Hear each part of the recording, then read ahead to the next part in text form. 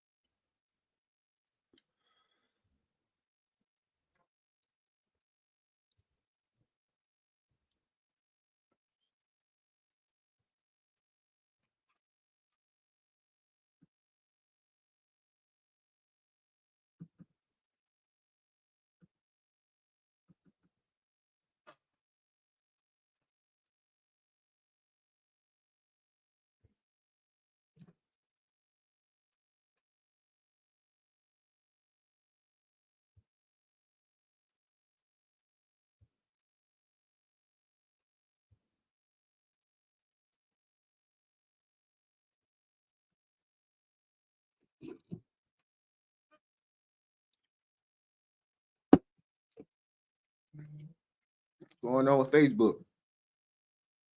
I mean Instagram.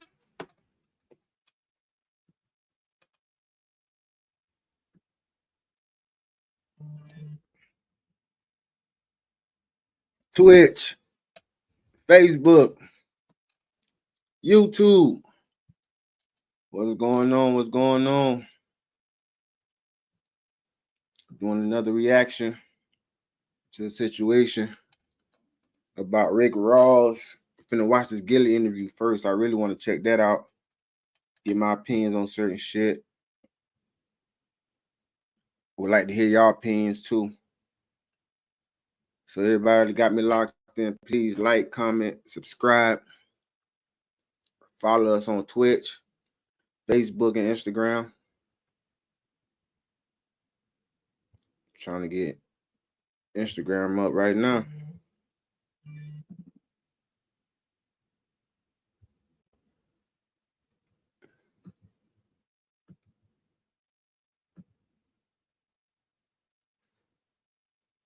Shout out to everybody got me tuned in. What up? What up? Give me 1 second. We're gonna get right into it.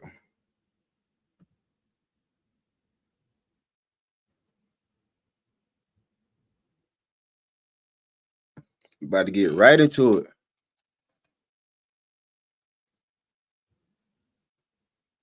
I'm gonna have to leave Instagram out, man. It's Instagram gooking. Instagram playing right now, y'all. All right, I might have it right now. Let's see. Save. Go live. I'm finna go live.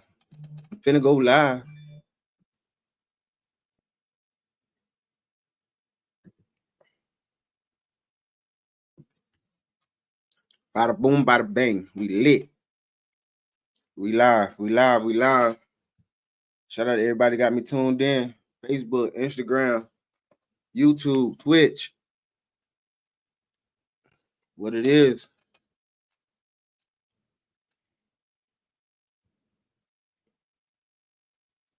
We live in this bit.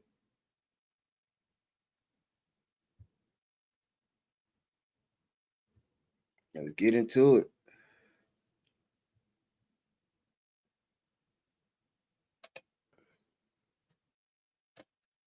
You know, finna go live. Why does sports bring people together like nothing else? Because we all root for one common goal. That's like one of the only times in life where if you black, you white, you purple, brown, pink, peach. We throw religion, we throw orientation, we throw all that out the window. Root for one common goal. A Super Bowl. That bring everyone with Nick Sirianni, best coach in the league. You have a killer e-commerce store, but your conversion rate, not And that little slow. so killer. You've spent so much money and effort on conversion rate optimizations that just aren't working. coach in the league, with Jeffrey Lurie. Shout out to Jeffrey, his son, the whole family, the best owner in the league. Shout out to Howie Roseman, the best GM in the league, and Big Dom. Right. Big Dom's my guy. So when I was doing what I was doing all year with my Gillie on Sports live stream, and they just kept winning. And every week they had to see me dance. Big Dom figured who else is better to bring him out the tunnel than Gillie. What does that mean? You're born, you're raised in Philly. What does that mean for a Philly kid to bring the hometown team out of the tunnel and have all those fans cheering? I mean, it means everything to me because, you know, since I could remember in my life, I only missed 3 Eagle games. Really? Yeah, one of them was a blackout game. We didn't sell enough tickets. And 2 of the games, I was in the Dominican Republic with Vin Grames filming a movie. Okay. So to me, it's like, you know, we come from a poor city, man. When the Eagles win, the morale in the city is better. When the Eagles lose, the morale is down. You think about all your problems. There's no escape. The Eagles is an escape. You know what I mean? So go to the beginning. Because you don't want to turn up. You don't want to turn up. Appreciate that, bro. Yeah, that's smooth. It wasn't none of that. No. Gillie, I'm going to give you fair warning. Like, comment, We are subscribe. recording this before Like, the game. comment, subscribe. It's Saturday. The game is Sunday. This is going to air Wednesday. So, boy, I sure hope y'all do that thing, because if you don't, they're going to tear you up in the comments. Yeah, but you know, you saying if, you know. Yeah. You know, if my sister had a penis, she would have been my brother. Yeah. Fortunately, she was my sister. All right, so check this out. The Eagles are undefeated. When you run out the tunnel with the team. Yes, they are. Are you running out on Sunday? I haven't gotten that call yet. You ain't got that call yet? No, I ain't get that call yet. When you first ran out the tunnel and you're bringing the team out and 70,000 fans and you feel that rush, how did it come about? How did that happen? And what is that rush like when you run out there with that team, with the team?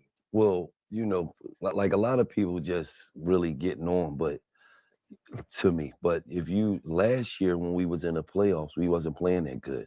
I got the call from the team to come down to the locker room last year. It's all over the internet where I went down last year and talked to the team before the playoffs. Okay. So I have a relationship with the Eagles, with Nick Sirianni, best coach in the league, with Jeffrey Lurie. Shout out to Jeffrey, his son, the whole family, the best owner in the league. Shout out to Howie Roseman, the best GM in the league, and Big Dom. Right. Big Dom's my guy. So when I was doing what I was doing all year with my Gillie on Sports live stream, and they just kept winning, and every week they had to see me dance. I got the call. Big Dom figured who else is better to bring him out the tunnel than I Gillie. was doing what I was doing all year. What does that mean? You're born, you're raised in Philly. What does that mean for a Philly kid to bring the hometown team out of the tunnel and have all those fans cheering? I mean, it means everything to me because, you know, since I could remember in my life, I only missed 3 Eagle games. Really? Yeah, one of them was a blackout game. We didn't sell enough tickets. And 2 of the games, I was in the Dominican Republic with Vin Grames filming a movie. Okay. So to me, it's like, you know, we come from a poor city, man. When the Eagles win, the morale in the city is better. When the Eagles lose, the morale is down. You think about all your problems. There's no escape. The Eagles is an escape. You know what I mean? So when I ran out the tunnel with them, and the funniest shit is I run out the tunnel, and I drop down to the ground. I start doing the Brian Dawkins. You hit the Wolverine on him? Yeah, I hit the Wolverine on him. Like, I get up, let's go. I run to the front of the line. They're about to announce the players now. And I'm with, you know, some of the players that run out first. And I turn around, I look at Kenny Gainwell, and the tears come down my face. And I say, I love this shit. And Kenny looked at me like, you know you not playing. Yeah, I was about to say the same thing. You not playing. What the you doing? Then they announced the players about them. All the players running out. Then we run over to the sideline and the national anthem is playing. And that shit's balling down my face. to the point they got to the end of the song and I just had to have a conversation with myself. I said, what the are you doing? Get it together. You're not fucking. You got caught up in emotion like that? You about to go to up in a suite. You not tackling nobody. You're not getting no receptions. Chill out. And I just had to wipe my face and be like, in my mind, I'm just talking to myself. I'm like, you're tripping. All season long, for the game you play cameos, Candy before the game. Yes. After the game, blow the whistle too short. Yes. How did you, I mean, were you a cameo fan or Too Short fan? How do you come up with the songs that you started with, Candy by Cameo, blow the whistle too short at the end? Well, Blow the Whistle has always been one of my favorites. That's your anthem. Yes, that's just a song that's a great vibe. And I picked Just Like Candy because I was letting the other teams know y'all sweet. You know what I mean? So whoever we playing that week, the Giants, just like candy. I'll say it in your wild. Y'all sweet. We gonna whoop y'all ass this week. Okay. And that's how that started off. So, tomorrow would it be first thing in the morning, Kansas City. Tastes Chiefs. like candy. Just like candy. I can turn you on the That's block. up for y'all. But you dancing electric slide, the cha-cha. So, I mean, what's going on when you doing this and you getting in because it seems like that's your routine, like players, athletes, we have a routine that we go through, right. And we feel that if we go through this routine, everything's going to be okay. Right. Do you feel like if you don't do that routine, everything to the T, something might go wrong with you? You're right. Yeah, hell yeah. Even my broom guy that flew out, bring that broom. Don't bring no other brooms. So you just couldn't buy a broom down here? I can't. Why would we do that when we undefeated with him walking out with that broom? You better bring that dirty little broom you got from the house. That's coming to the Super Bowl with us. Well, hit your slide. Let me see your slide. What you got? Wait. First thing, let me just tell you something, right? First is from here, right? Yeah, you can. You know what I mean? Yeah. And then you break it down. And then it's from here. This is an old school dance called the E-Matic in Philly. Right. You used to see Kevin Hart. Yeah. Then you bring it together. 1, 2, 3. 1, 2. 1, 2, 3. Then you cross. And then it's right to the Conor McGregor. Hey. So what if you saw, let's say for the sake of argument. Yes. A.J. Brown scores the touchdown. Mm-hmm. And he hits that. He's an all-time legend. He's on down in all-time Hall of Fame of Legends. I saw where you say ending racism in Philly when you're a neighbor. Jake Broomman Swain is in your videos. Mm-hmm. So how long have you known Jake? Well,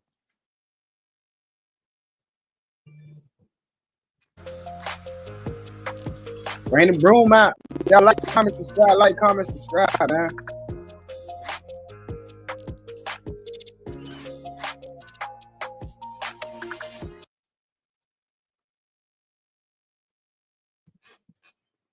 Well, we moved into the neighborhood, right? Mm-hmm. Well, that's our studio house. Okay. That's like our office where we work out as a content house.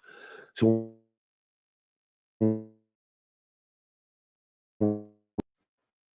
Jake used to sit on the porch. Older guy. So, it would just be like, just keep it moving.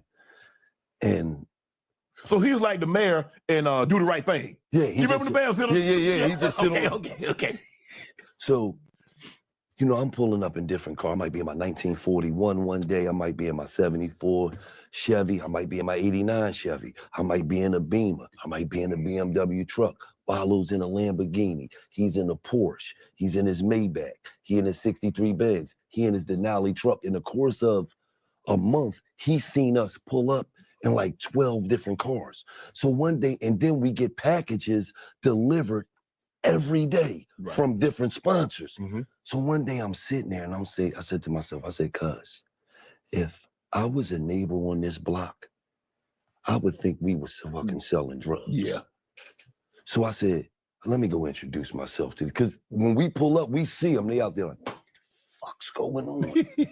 They come here every day in different cars and just chill. And don't say anything to nobody. Right. So I want to introduce myself. No, this is who I am. And I said, because I probably figured you guys probably thought we were selling drugs. And Jake said, we definitely thought you guys were selling drugs. So when Jake at 75 said that, Right. oh, you my guy. You're my guy. Because you kept it real. You didn't try to sugarcoat Right. it. You let us know the whole block thought you guys were selling Right. drugs. We couldn't believe the cars you were pulling Right. up in. So now he knows who we are. The block is comfortable. I'm gifting the block gifts on holidays, even though I don't celebrate the holidays. And then Jake just so happened to walk over while I was dancing one day. You say sports. How does and why does sports bring people together like nothing else? Because we all rooting for one common goal.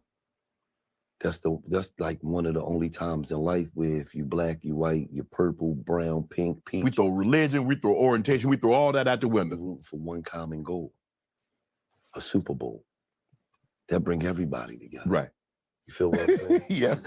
Go to DraftKings Sportsbook app and make your pick. New DraftKings customers can bet $5 to get $200 instantly in bonus bet. Download the DraftKings Sportsbook app. Use code MONEYMOVES. That's code MONEYMOVES for new customers to get $200 in bonus bets instantly when you bet just $5. Only on DraftKings Sportsbook. The crown is yours. Why is sports so, because I hear, I've never lived in Philly or anything, but I hear everybody says, Philly fans, they're so passionate about the Eagles, about the Phillies, about the 76ers, what makes the Philly fan base so ravenous about their teams? Just to be all the way honest with you, we just a rude city. We a bunch of, if it was the mob, they're a bunch of jerk-offs. You know what I mean? Idiots, you hear me? And we really take pride in being idiots. Like, we don't give a f. You come to Philly and you lose, walking out that stadium's going to be one of the roughest rides you had if you got on another team's jersey. Wow. Man, y'all already won the game. Let's stall them out, man. Let them go on about their business. Our mentality is, you thought you were going to win? Yeah, that's why they came. Absolutely, they thought. I know. That's what makes us idiots. Explain Philly to people that's never been to Philly, but it's you guys booed Santa. Who booed the man bringing presents? Right. Who booed Santa? He didn't bring the right present. He wanted the Super Bowl. Y'all booed Ben Simmons. Shit. How y'all do that to Ben? Because he didn't bring the right presents. He wasn't present. We keep looking at them stat sheets. Right. This motherfucker had 8 rebounds and 7 points. That's bad? That's horrible. How have the Eagles brought the city together this year?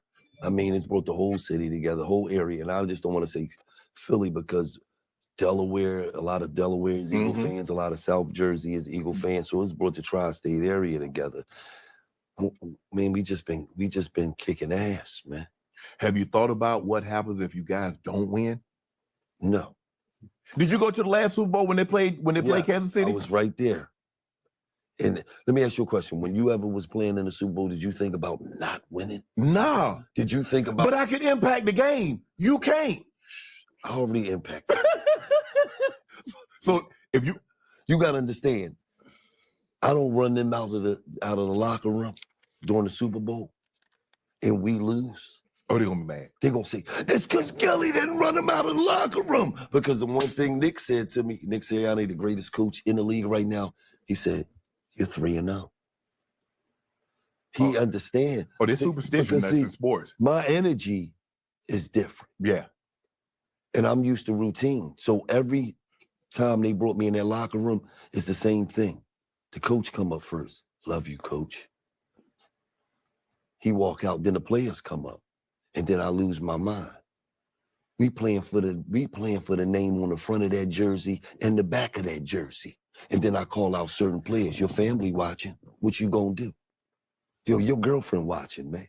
What you gonna do? Your mother's watching. What you gonna do? Good players is made on the regular season. Legends is made in the playoffs. Who the gonna be legendary today? Facts.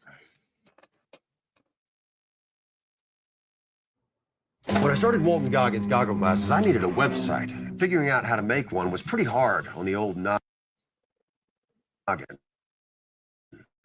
But with GoDaddy Arrow, I can just tell it what I want, and it uses AI to make a website. We playing for the name that's on the front of that jersey and the back of that jersey. But who gonna make the name on the back of that jersey somebody today? That's what I need to know. We playing Philadelphia football today. That's smart, tough, fast, and physical. Everybody to the ball. By the time we leave out their locker room, they ready. They ready. They're running through the wall. They ready. You gotta understand, I walked in the locker room and Jalen Carter was like this at his locker room. He was one of the last people. Shout out to everybody got me tuned in. Y'all like, comment, subscribe. Like, comment, subscribe. Follow me on Twitch. Who was talking to him. And I said, it's not a planet Earth that can block you. He turned around and seen it was me. I said, I don't give a if they brought an alien down from Mars, Saturn, and Pluto, he can't block you. You understand what I'm saying? He said, I got you, OG. The minute we walked out that locker room, Connor Barwin said, you just got the team a sack today. And that kid had a few sacks. Mm-hmm. So the motivation is different. You get the call. I don't know who called you, whether it's Big Dom, I don't know if it's Nick Sirianni, and they say, Gillie, you're going to run them out today. The Super Bowl. 100 million people watching.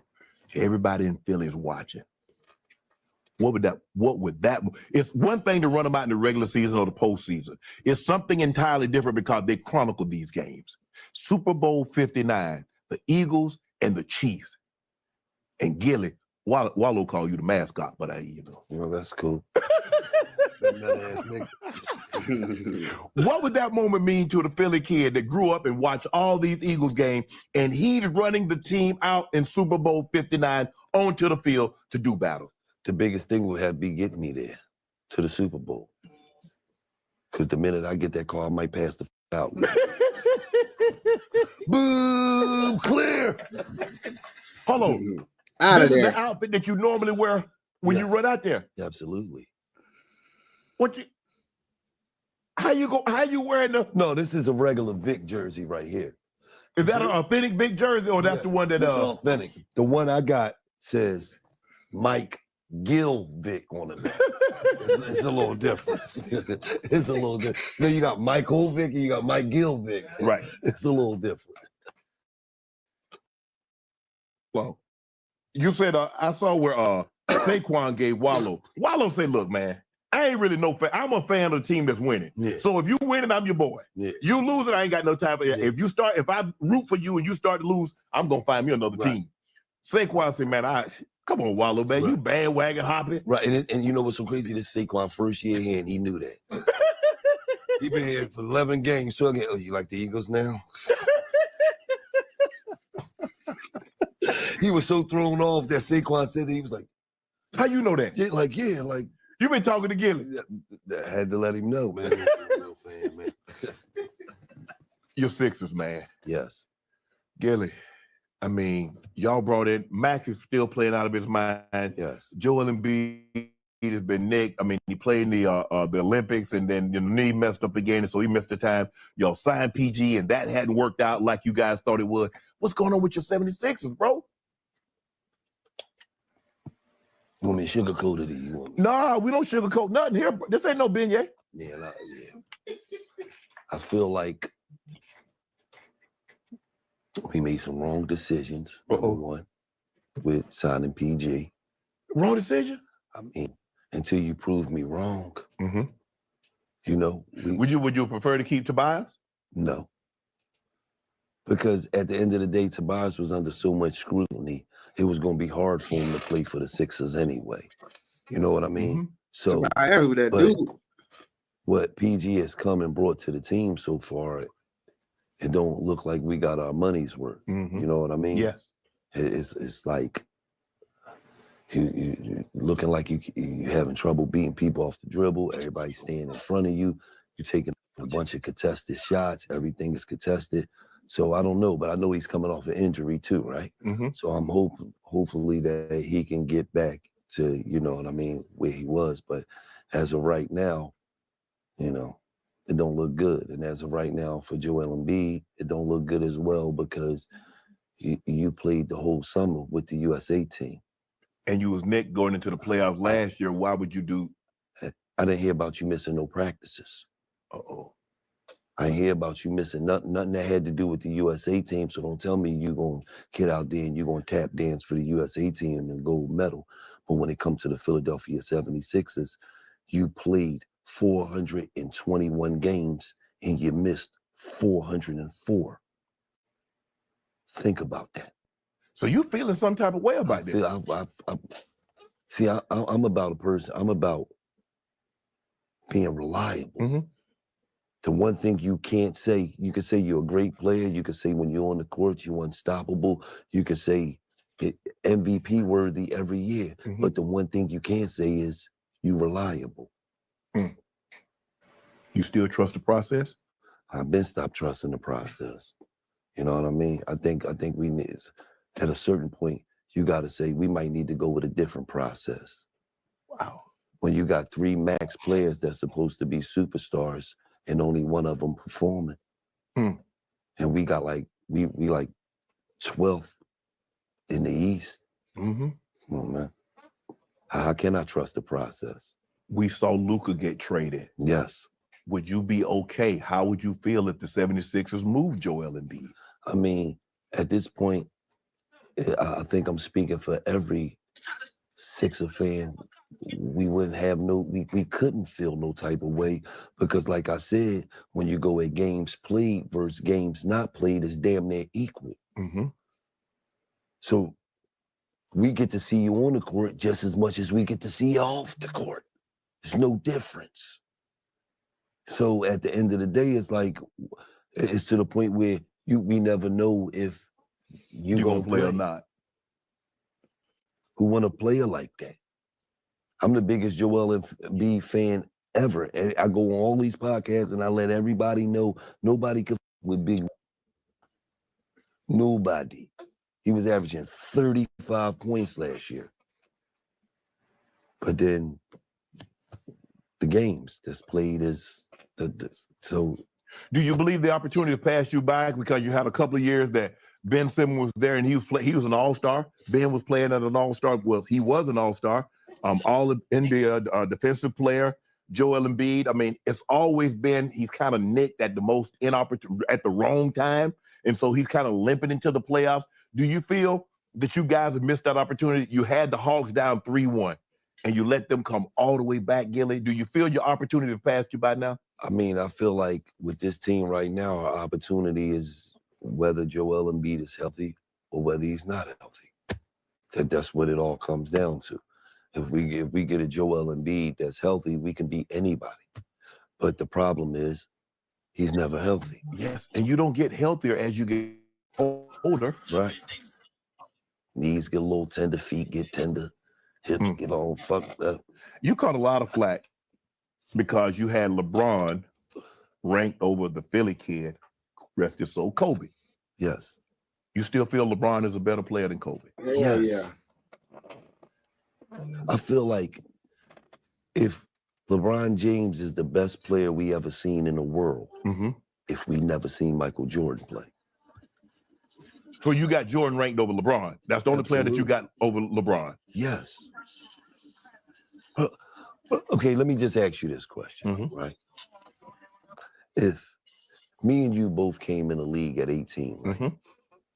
And I averaged 20 at 18, and you averaged 6.7, and I averaged more assists than you, more rebounds than you.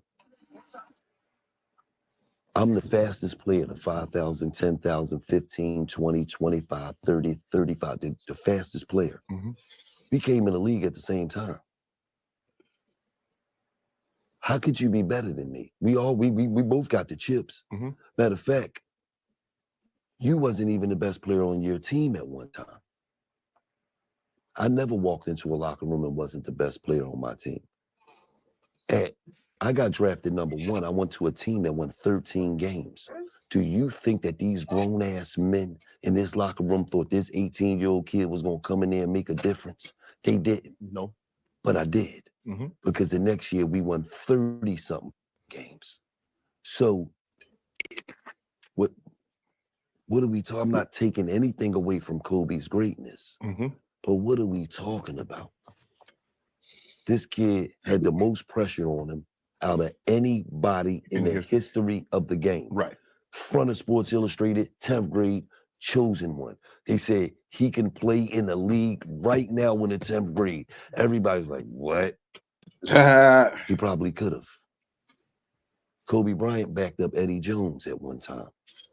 LeBron James wouldn't have backed Eddie Jones up in the 11th grade. And Eddie is my man. Yes. But LeBron James is different. Think about that. Yeah. He came into the league as an 18-year-old kid and probably was the 8th heaviest person in the league. But probably was the fastest person in the league. So it's not taking anything away from Kobe, but Kobe used to go to an NBA locker room and put a Robin uniform on. Shaq was Batman. LeBron never showed up and put a Robin uniform on in any locker room ever. That's the difference. Hey, what's up, everybody? It's Shannon Sharp, and I'm a Row partner. Are you ready to lose an average of 15% of your weight faster? Meet the latest offering through Row. Row now offers FDA-approved weight loss vials for half the price of those expensive auto-ejector pens. No insurance or saving cards needed, and you'll see results faster. Lose, and on average, of 15% of your weight in just 1 year.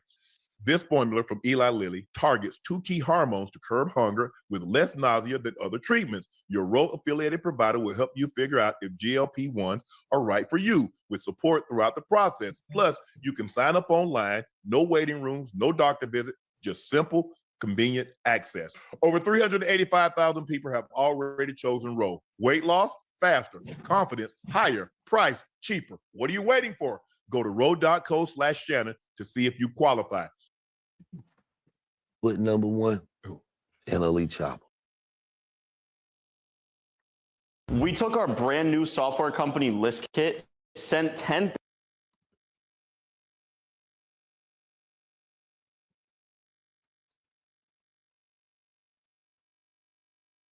What's going on?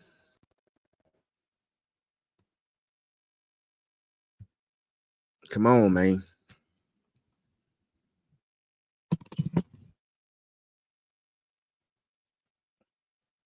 Gotta get my internet checked. Something. 1,000 cold emails per day and hit $108,000.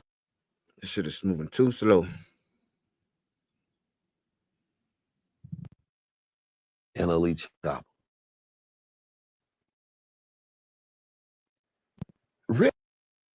You know, NLE Chopper is the only person that I played against in a celebrity game where I had 27, he had 27. He matching me, bucket for bucket. Like, you know, Master P almost made the league. Yeah, but Master P needs a little tender. My OG hips ain't working the same. You know what I mean? His back up, you know. So one-on-one, you and Chopper, who taking it? The 15, we going to 15. Well, I already beat him twice in the big three. So we go. No, one-on-one, we going one-on-one. We guarding each other. So he got all the work. he got, Gillie, you ain't got no Gillie. Everybody know when it come to the OG. So we got a 40 and under. So we got a 40 and over. I don't play no over 35. Don't disrespect my game like that. I ain't playing no park cars. Like I would not play you. That's the easy money. What about 5'10"? So we go at 5'10". We gotta put a height limit and a. Hold on. There's footage out there of me cooking Lethal Shooter. He's 6'4". I don't play no games. He's mainly a shooter. He ain't really no one-on-one. No. That's what I am. I'm a shooter. No, you play. No, I'm a shooter. You hear me? I'm open. But you are a 3-time big three celebrity MVP. You gonna win it again? They brought the professor this year for me. Oh, he gave you that work?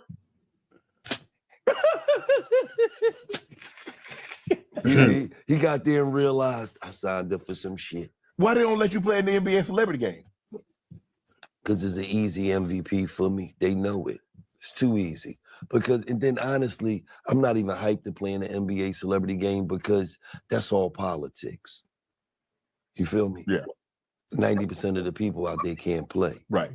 So it's like, You just got the right. You got the right publicist. That's all. That's why you never played basketball in your life. Why would you be playing in this game? So that's about politics, man. And that's an easy MVP trophy for me. I'm gonna stay with the Negro League. You believe you can beat Jamal Crawford in the one-on-one? Yes. Man, stop playing. All right. I'm just saying, Jamal, why you ducking me? That man is a three-time sixth man of the year. Yeah, and he got 639,000 miles on them knees. They're done. He ain't done. They're done. That man to cook you. Why he ain't 50. He hasn't accepted my challenge. I talked to him. He said, me and my son gonna get you. All right, well, let's do this. I get your son out the way first, just to let you know this is a grown-ass man game. Sit down, little JJ. I ain't playing with you, man. JJ, sit your little ass down, man. But you want dad. I want, yeah, you know what I want. 50 points, 4 different teams. The oldest man to score 50. Dad, that shit, let me tell you something. The one thing you know, the one thing we don't ever operate off is no throwback Thursday shit. We ain't operating off no throwback Thursday shit. No shit. We don't want to know about the bench you had in 89. What you doing now?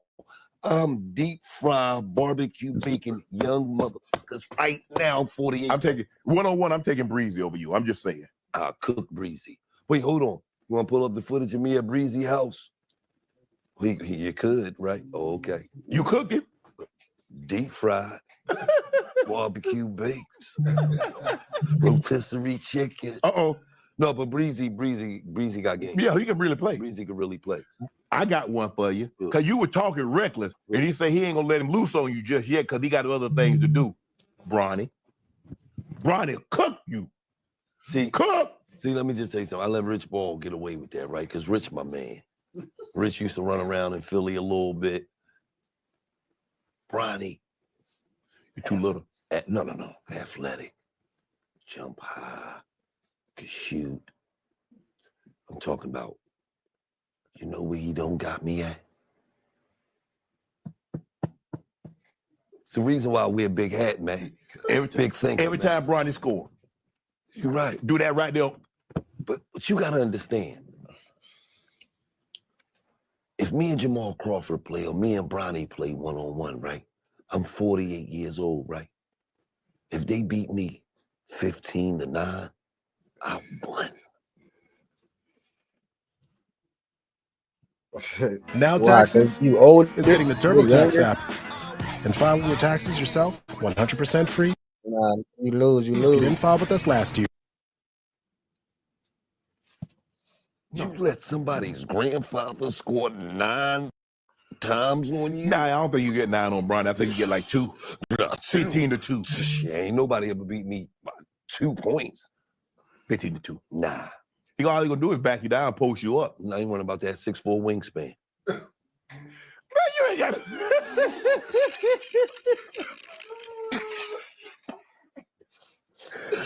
You know how they say a person be 6'4", but he got a 6'9" wingspan. I'm 5'9" with a 6'4" wingspan. Well, Rich Paul challenged you to a 3-point competition and you backed out. I let Rich, Rich is one of them dudes who, we got some business ventures going. You don't want to ruin that. I don't want to fuck that up. Rich, my guy. After we close the venture, then I get him out to get the sit down, Rich.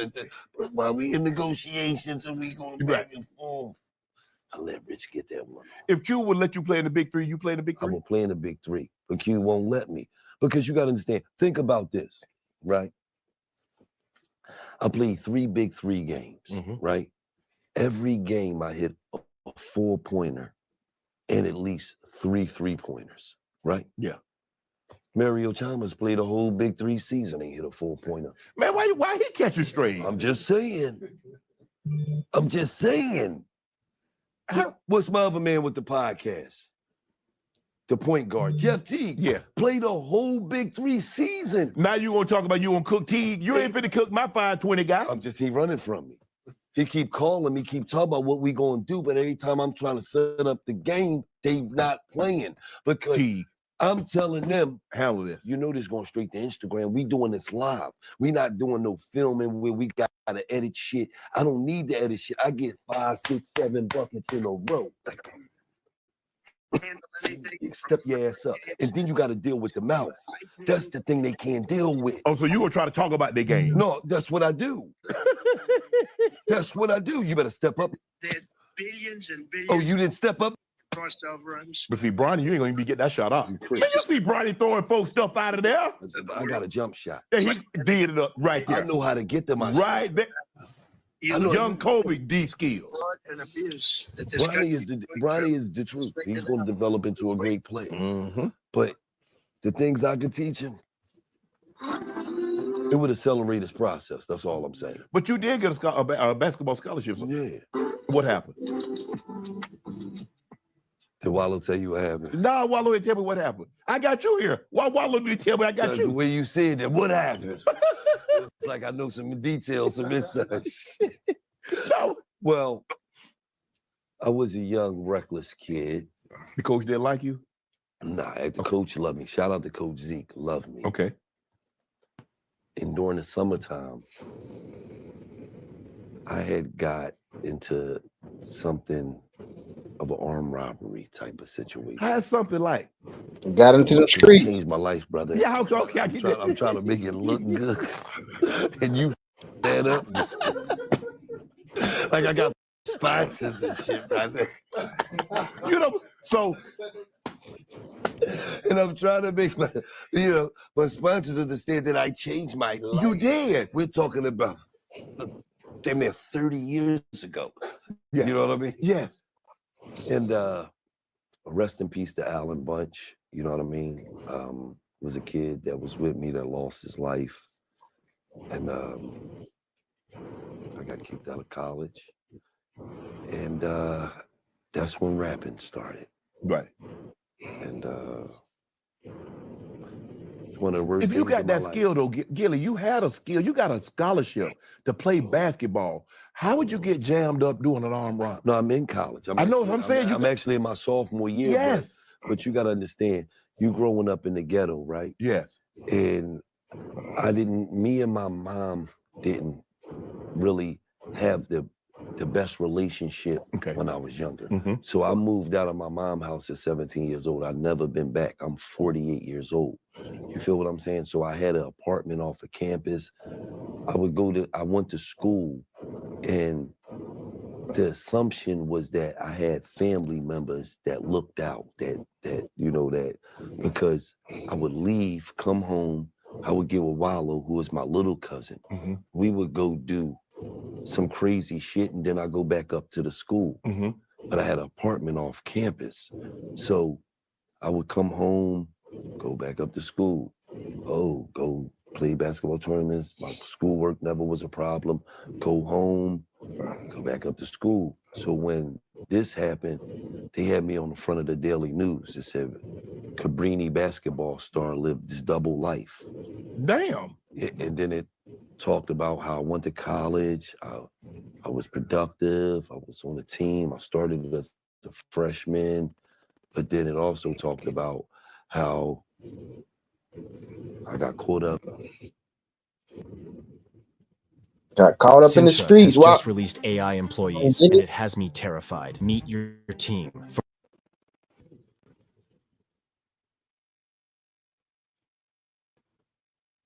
For all core areas. SayShay, build a social media calendar for my brand. I got caught up in some new jacket folk. Right. So I got kicked out of college, and then it was a little rough. Do you remember the day that you? August 22nd, 1996. The day my homie got killed during an armed robbery. Rest in peace, Alan Bunch. Love you, brother. I always will represent you. Shout out to his mother, because one of the hardest days of my life was going to his funeral, because he was a kid that went to college with me. And he didn't come from that shit. And when I told him what it was that I did, he didn't even believe the shit. But then as he started hanging with me during the summertime, he got involved with me. He wanted to go. And then, one thing led to another. Yeah. So Shout out to Alan Bunch. You also ran track too. Yeah. I was So good. do you play football? Nah. I was good at running from motherfuckers. That'd have been perfect for football. I know. Like, Wallow was never good at running. That motherfucker always got caught. Yeah. You hear me? The cop, you hear, beep, beep. The cop sirens go off, he's going to jail.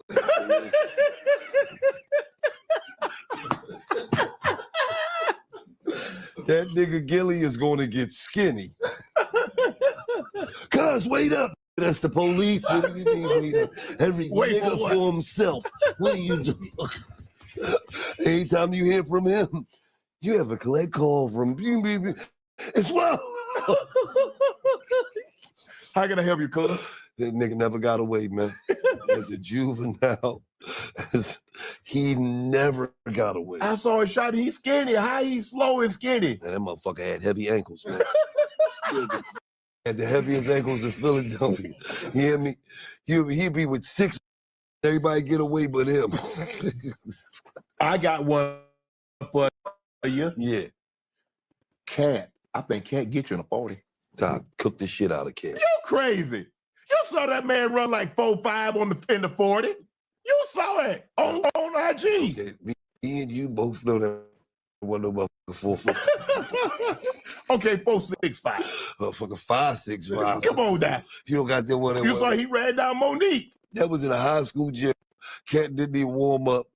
He was in some damn jeans. You know, goddamn, it's goddamn wide receivers in the draft right now coming out the draft. They running on goddamn 4, 5, 6. You know damn well that was 6'1". Can't get you though. No, he won't. See, it's a difference. You got. You don't run no 40s, Gillie. Yes, I do. I just ran a 40 at the Giants facility, didn't I? Yeah. And what did I run? 4.9 what? Man, you ain't run no 4.9 and no 48. What did I run? 4.92. 4.92. At 33 yards? No, 40 yards. Who marked the yardage? No, we was really at the Giants facility, and I told them I could run. I was hyping it up. I told them I could run a 4.6. And he was like, well, we got the guy right here with the took me out there, and I ran a 4.9. First time, didn't warm up or nothing. So imagine if I warmed up, stretched and shit, 4.9. 4.9. But I'm going with Cat. All right. I mean, we could do it, man, for some money. I got Cat. That'll be the easiest money he ever gave me, man. Cat. Hey, Cat, I just need Cat to train for like 2 months. Cat ain't got it, man. Cat on tour doing shows, man. You and Coach Prime, good friend. Yes. You and Wallow, you guys were down there when he took off to Jackson State. You guys were really the first celebs that showed up on the scene, showed love. First game you guys was first there. game. How long you known Coach Prime? I knew Coach Prime for a minute, man. Coach is a really good guy, you know what I mean, as far as speaking to him, and Coach is somebody that I could call and get some game from. You know what I mean? And when he told us he was going to Jackson State, he was like, Coach, we in. We're going to come down there and we're going to put some light on that shit. Right. And we're going to really help you, you know what I mean? Grow the program. Now, it's up to y'all if y'all win or not. But the light we could bring is a different type of light. And Coach was really, he was receptive of that. Like, let's do it. And then they won. And then they won the second year. And then it made it even better because Travis decided to go. So now you got a big name coming, Shador. He could have went to Alabama, could have went here. He said, I'm going to go play for my dad. So now you got some big names that's coming that's also drawing some attention. You got us, and you got Coach Prime. There's a situation. You guys are there. Guy scores a touchdown. You're running down the sideline with him. He gets in the end zone. He hands you the ball. You in the end zone, you spike it. What the hell you thinking? I wasn't. You're like, you ain't got no help in the shoulder pads. But listen, but if you look at the video, they say, Gillie, you just got to stand behind the white. Yeah. If you look at that video, Coach Prime said it. He said, Gillie's behind the white. I ran the whole sideline. Go, Neff. Let's go. Because, I know these kids. I'm in the locker room. I'm dancing with them. I'm hyping them up before the game. I ran the whole sideline with him, but I was behind the white. I got to the end zone. He threw me the ball. I was like, yeah, okay. Now, when Tom Brady give his offensive lineman the ball. Tom Brady in the game. They in the game, Gillie. For a minute, I was in the game. He threw me the And Coach Prime said, in Gillie's defense, why would you throw him the ball? Like, what was he supposed to do? He run down, he's typing you up, and then you give him the ball. See, penalty on the bench. Like, crazy. That's me. That's me. The only thing that would have made it worse if you threw the ball in the stands. Why they would have made it? Man, you can't throw. That ain't an NFL game. You ever seen somebody in college throw the ball in the stands? No, I didn't. I haven't. Exactly. See, I don't even know all the rules. You know what? I was so into the game that they threw a penalty. I didn't even know the flag was on me or nothing. I'm walking up the sideline. I'm charged. And Wallow said, and this knows nothing about sports. He was like, cuz I don't think you're supposed to do that shit. And then all common sense hit me. I was like, personal foul. I was like, that was the first time, the first game, I never went in the locker room during halftime. I was like, fuck that, I'm staying on the field with the cheerleaders and shit. I ain't going to the locker room. Where would you want to see Shedeur go? What team? Adobe Acrobat AI Assistant helps me build trust with clients. With AI Assistant, I can find contract details quickly.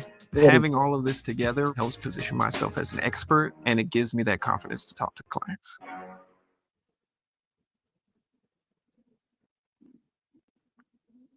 Getting the funds you need for your business can be challenging. That's why we built NAV Prime. Build your business credit history with 2 trade lines, manage your money, and improve your borrowing power all in one place. The first financial health solution that makes your path to financing easier. What team? I would want to see Shedeur go to the Titans. Number 1 overall. Number 1 overall, no noise. Titans is a place you don't hear none of the noise. But I also believe that wherever Shedeur goes, he's good, because you got to understand, if I'm a GM and I'm drafting a quarterback, I got to say to myself, this kid's been through a lot more than every other kid in the draft. Mm-hmm. Because he always had to live up to being Deion Sanders' son. Mm-hmm. So he always had the spotlight on him, and all he did was produce. Right. When he went to Jackson State, they said he was at a black college. Then he went to the worst FBS school in college football, which was Colorado at the time. Right. It was the worst FBS school in football, Mm-hmm. Division I football. And 2 years later, they're ranked in the top 25. So that shows you that he won in high school, 4 state championships. He went to college. They said, oh, he's at a black school. He couldn't do that if he was here. Then he went to a school that wasn't that good and took them to greatness, took them to something to where as though now it's an attraction that you actually want to go to Colorado because they got Julian Newman now. Right. And that's a product of Coach Prime, yep, his coaches, Shedeur Sanders, Travis Hunter, and the way that Coach Prime treats his players. You got an opportunity to see Trav when he went to Jackson State. Yes. He followed time to CU. An opportunity to see him up close and to watch what he turned himself into. We knew he had the potential, but to see last year that Heisman, and you went to a lot of games. What is it like? Explain to people that's never seen Trav play in person. What is it like? First of all, it's like it's kind of strange because Travis outside off the football field is just the nicest kid. Mm-hmm. Hey, what's up, man? Hey, but then when he step on the field, it's like a light, it's just like a switch go on. And he's a total different person. Don't throw that shit over here. You like, who that? What the like that's the same kid. Like, because he's so nice, and you don't even think, I wouldn't even think that he even like even had that like mentality to talk. But when he stepped on that field, it's just like a total different dog. So and you really be like, okay, he really takes this shit serious because he's two different people. When he's off the field, he's calm, he's laid back, he's the nicest. And then he step on the field and it's like, I wish you would try me. Throw that shit over here if you want. And it's like, he get it. Yeah. You've been married for 27 years. When you met your wife, how did you know she was the one? Or do you know? I'm still trying to figure that shit out. Now look at my daughter sitting right there. So, you see my daughter there? She's like, yeah, I was about to say, I would tell mama. No, you know, you really don't know if somebody is the one because, you know, every day is a different challenge. But after we got, you know, some time in and years in, and she was just so different, raised so different from how I was raised. Correct. You know what I mean? I never sat down at a table and had dinner with the family. And they did that every day. You know what I mean? Sat down at the table, had dinner, talked about the day, what you did today. And my mom worked 2 jobs. And like, I was like home, like making beans and hot dogs for my little sisters and shit. So it was just totally different. And she brought a whole different perspective on life to me. You know what I mean? I was a kid coming up straight out the street, carrying guns. She's like, you gotta take a gun in my mom's house. I don't go anywhere without my gun. I'd rather be caught with it than without it. I'd rather be judged by 6 and judged by 12 than carried by 6. All the ghetto shit. The shit that didn't make no sense. Now that you sit back, you like, why the was I'm at the dinner table with her parents, like, how you guys doing? Gun on my hip. I'm like her parents are gonna do something. I sure this ain't no hit the floor. Ghetto analogies that didn't make any sense. I would rather be judged by 12 than carried by 6. I would rather be a lion for a day than a sheep for 1,000 years. No, I would rather be a sheep for 1,000 years.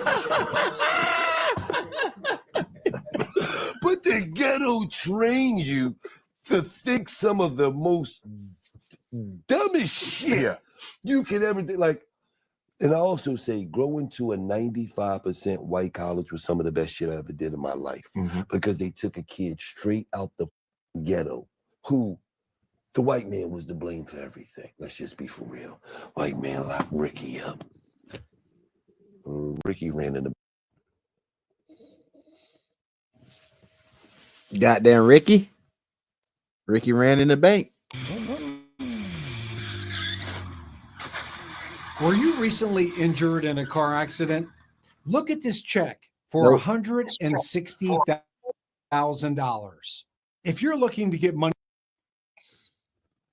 come on.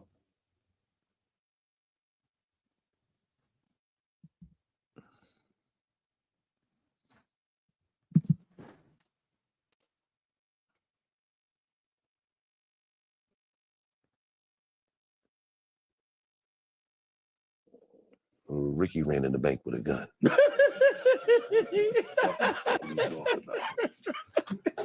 But growing up in the ghetto, it's not that. Right.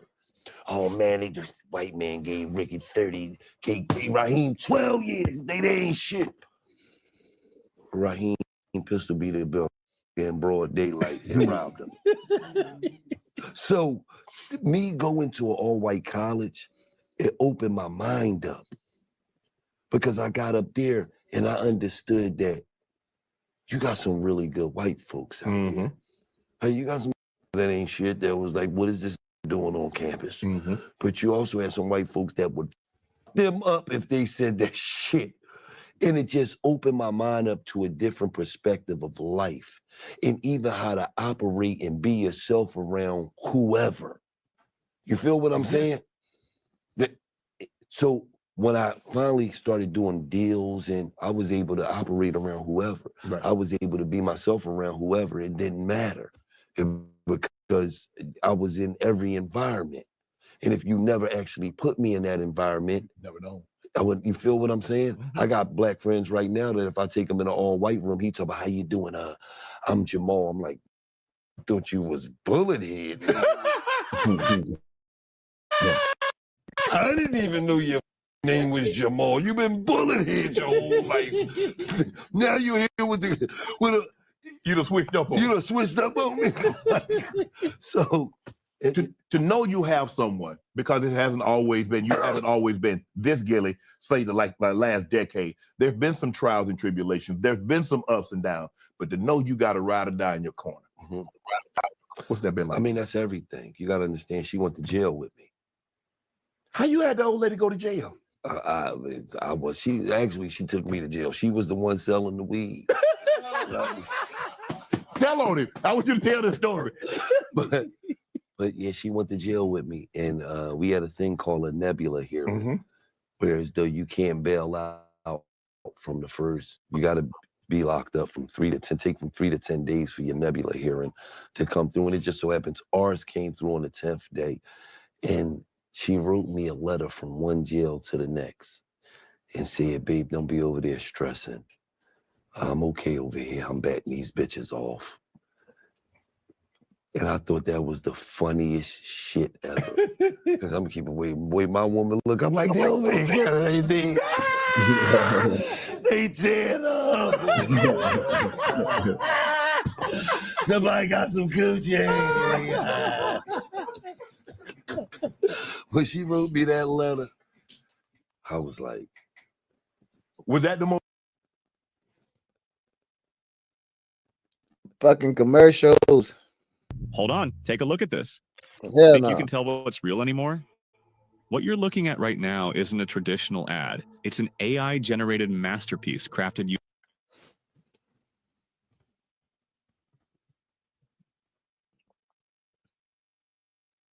Was that the moment you knew? no, I had knew before that shit. She had to be locked up and right now. You trying to get me in trouble. No, but I'm saying, you know she the one. Yeah. But she wasn't enough to make you stop doing that foolishness.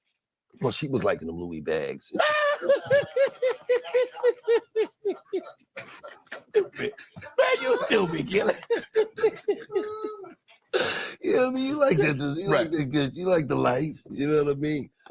And but that was when it changed my life, because I said that's when I really, I always had a relationship with God, but I said, if I get out of this situation, you ain't never ever got to worry about me ever. You done being in your way ever again, right? Or the police way ever again. What was your first impression when you met her? When you see her for the first time, I don't know where you met her. Were you in the mall or you walking down the street? But you gotta understand, when I walked up on her, right? You walked up on her, how you do it? Okay, Gillie, okay. We're gonna go back 30 years ago. Say so. I'll FaceTime her right now. She'll tell you, I smelled her hair. Yeah, you weirdo. No, that shit'll get you a case nowadays. You better believe it. But I said, I was like, I said, you got all this long ass pretty hair. I said, you don't need no Paul Mitchell products or nothing. I bet you when you run your shit bounce, don't it? She had never heard no shit like that in her life. She was like, this crazy. Yeah. I am. And you know the one thing that good girls like? Crazy. She's been a part of my life ever since. You gotta understand, I used to have to go pick her up from the corner of her block because she didn't want her parents to see me. And then I just I said, listen, enough is enough. I ain't picking you up from the fucking corner no more. I'm a grown-ass man. I was like 21. Grown-ass man. I'm doing that shit. Then you gotta understand, she told me her dad was black and her mom was Korean. Bro, looking at my woman, I thought, it's gonna be this old light-skinned, curly head with pretty eyes. And that darker than you. Pulled up. She was like, that's my dad on the porch. I was like, the extra crispy That dark motherfucker right there is your dad. She was like, yes. Yo, I felt so comfortable after that. That was it. I was like, he's a nigga. That's a Phil nigga. I was like, yes. What? I met her dad, her uncle was, see, I knew her uncle, he was like, you want something to drink? They was out there with the yak. Yeah. You want a drink? I said, yeah, I'll take a drink, what you said. I like you, I don't trust people that don't drink. I was like, damn. That's when I also realized the Littles was a bunch of alcoholics. But whole family loved me, man. Mom loved me, and I love the family. And we just been together for so long. It's my 22-year-old daughter sitting right there, 25-year-old son. So we just been together forever, man. It's a beautiful thing when you know that you truly got somebody that, you know what I mean, really got your back. What have you tried to instill in your daughter about dating? She's of dating age now. Guys, you find that it's different if you ain't have no bread. They see her like attractive young lady. Dad got some paper. How can we get some of it? What you tell your daughter about Don't make me kill. You done gave that life up. Don't make me kill somebody. Don't make me go to prison now. I'll play it. I just tell her, for most importantly, you know what I mean? Just make sure you're always being respectful to yourself. Mm-hmm. You know what I mean? She was raised right, so she understand, you know what I mean? What's the do's and the don'ts. She see you. She see the relationship that you have with her mom. Right. So that that's a perfect example of what you know what I'm saying? Right. Yeah, me and your mom, we have ups and downs, just any relationship. We go through, we have arguments. Arguments is only reminding the motherfuckers how much you love them. Right. You know what I mean? Right. You got a relationship that's too quiet. Something ain't right. You know what I mean? Sometimes you got to argue just to get the fire set. You got to argue just to make up. Hey, no, close your ears. Kevin Hart's from Philly. You got a relationship with K Hart. Y'all be joking.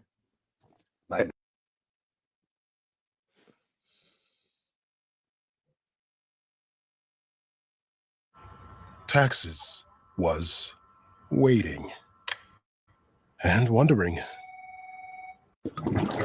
and worrying. Now taxes.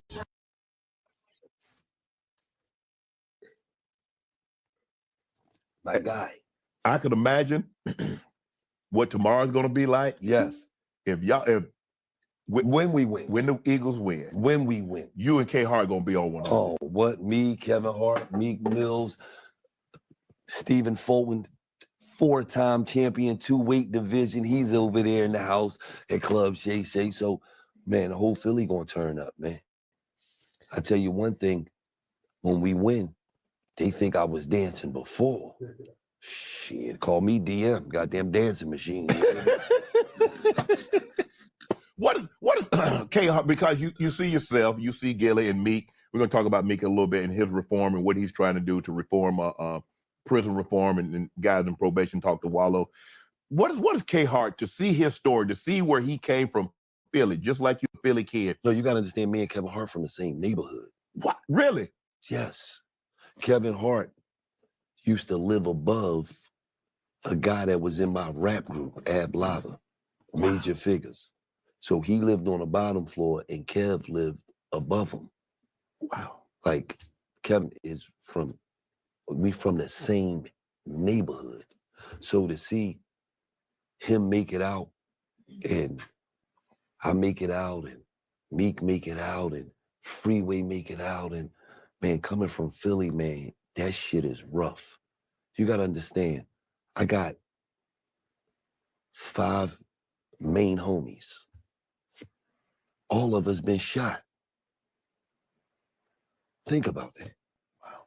It's like a surprise when you haven't been shot in Philly. It's like, oh, you haven't been shot? Yeah, you lucky, man. Right. So when you come up in a rough environment like that, 2 years ago, we had damn near 700 murders.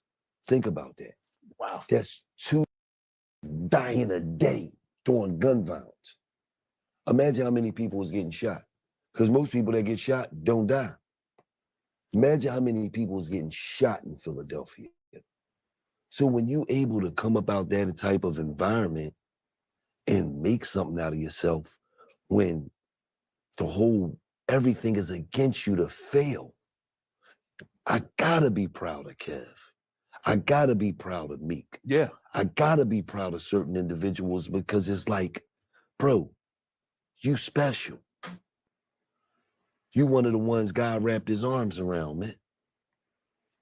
You know how many people in Philadelphia would cut their finger off to be in Kevin Hart position, to be in my position, to be in Wallow position, Meek Mill position, Freeway position, and a few others. Mm-hmm. Jill Scott, Eve, Cool Boy. So when you come about those gutters, man, it's rough, man. And if you can make anything out of yourself, you always gotta applaud that shit. You mentioned Meek, and you see Meek was freestyling in the Philly streets, and now he's one of the biggest rappers in the game, and he's trying to do a lot with his life, learned a lot, been through a lot. You see he's trying to do with prison reform and probation and parole. What's it been like you said, to see guys that come from the environment in which I came from, and I know what it's like because I lived in that jungle. I lived in that environment, and to make it out and to make something. What's it like to see people that grew up in a very similar situation as Gillie and to be where they are now? You gotta understand, I met Meek when he was probably like 18 years old. And we've been cool ever since then. So to understand what's most impressive is the growth. You know what I mean? Because you've seen a kid that just had raw talent. He didn't give a about nothing but rapping. If Gillie ain't got the studio, Meek wanna be in there. Because they all came to a studio that I named, that me and my partner developed, called the Bat Cave. Okay. And it was good because you can go right to the Bat Cave, you can record your songs, mix you down, and send your shit right to the radio. Right there. So when I see me coming, he raw, and the one thing that kid had that a lot other people didn't have, he had real hustle. He wanted that shit. So it would be like, Rug, whatever time Gillie don't got, because Gillie books the studio out 2 months. No, I don't want nobody coming through there from 12 o'clock in the morning in the afternoon to 12 o'clock at night. Meek would say, okay, I want to come in here from 12 o'clock at night to 8 in the morning. Wow. And we're really. You have a killer e-commerce store, but your conversion rate, not so killer. You've spent so much money and effort on conversion rate optimizations that just aren't working. Meanwhile, brick-and-mortar stores can convert over 30% of their visitors. Want to sell like that?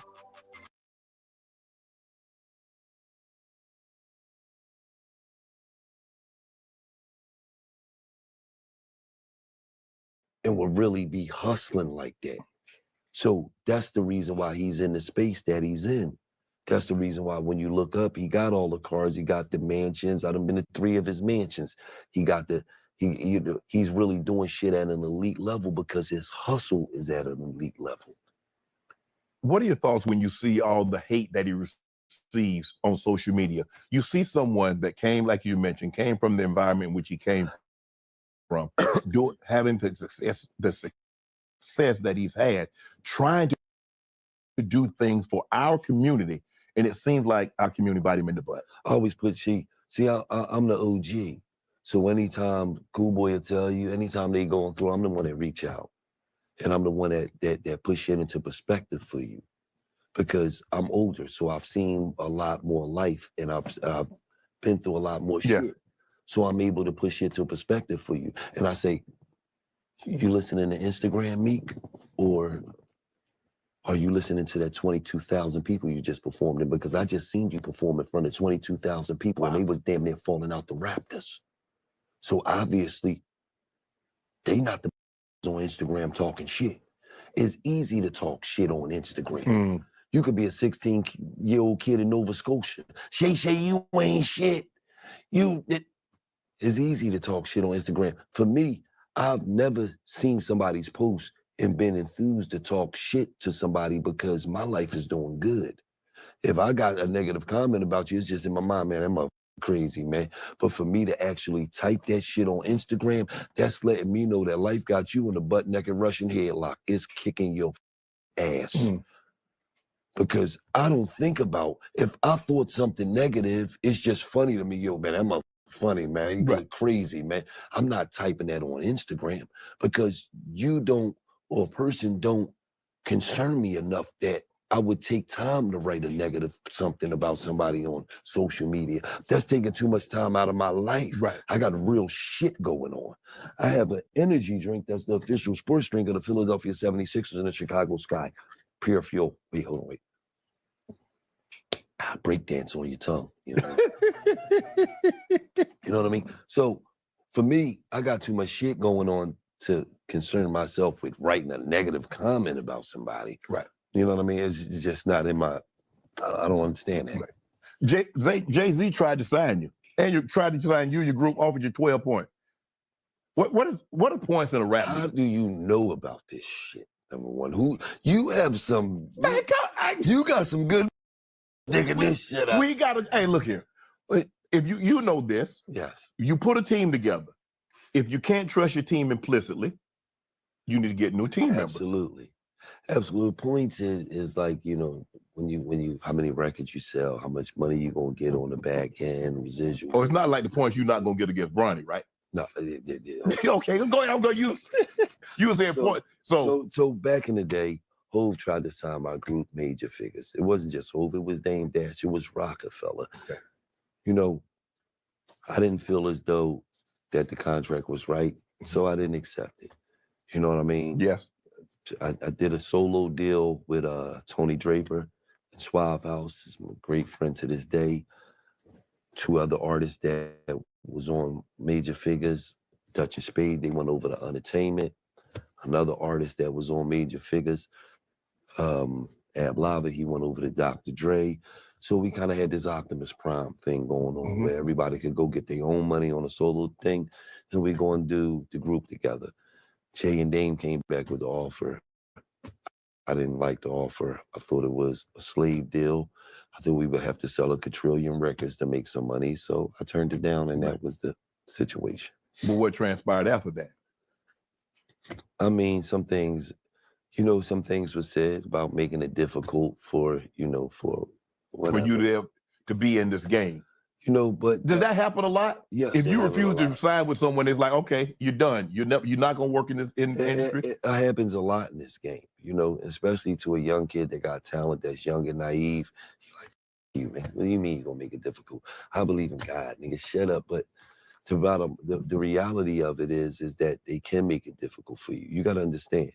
Wallow was in jail, right? And he used to call home. And I used to say, cuz they blackballing me, man. And I didn't know that he thought that I was full of shit until he came home. And then we would bump into people and they would tell us, like, no, Gillie was on the list. That, like, you gotta understand, shout out to Cypher Sounds, you gotta understand, because I was talented, people didn't want to block me. So he brought me up to MTV. I was on MTV. I did an interview on MTV. And the interview was so powerful that they got a call from Universal. Said you'll never get an exclusive again. This is success with SEMrush. It's getting new customers online while spending less, and improving your website and your content. It's finding money-making keywords that competitors have missed, and getting thousands of ideas. Wow. If you interview me, I'm just a kid just trying to get on. You got to understand, I'm in the car, I'm on my way to 50 Cent house because 50 Cent wanted to sign me. Shout out to 50, you know what I mean? And I'm in a truck with Cosmic Kev. Shout out, biggest DJ from Philadelphia. And he calls DJ Khaled. And he says, man, Gillie got this record that's moving. And Khaled says, yeah, Gillie, I see the record is moving. Yeah, oh, yeah. You know, all the fake shit, you know. And then says, are you still beefing with Lil Wayne, though? I said, what? The f does that have to do with you, man? First of all, Wayne dissed me. Right. Anybody I ever had an issue with, they started the shit. I never start nothing. I mind my business. Anybody know Gillie, sit around, he smoke his weed, he work, he do his work, and he mind his business. Anybody I ever had an issue with, ever, they started the shit with me. It's just that I'm ultra aggressive. So then when I come back, it's like, damn, that was crazy. Like, no, if I'm getting in the ring with you, bro, I'm not throwing jabs. I'm throwing jabs and hooks and uppercuts. I'm trying to get you the f out of here. Right. So for me, it's always just been, I mind my business, you with me, then you get what come with that. Right. You know what I mean? But back what I was speaking on, because you got me off this goddamn cognac. It kind of that shit good though. Smooth too. Man. Yeah. We gonna see you with a bottle. You let you celebrate. Smooth through my thought process.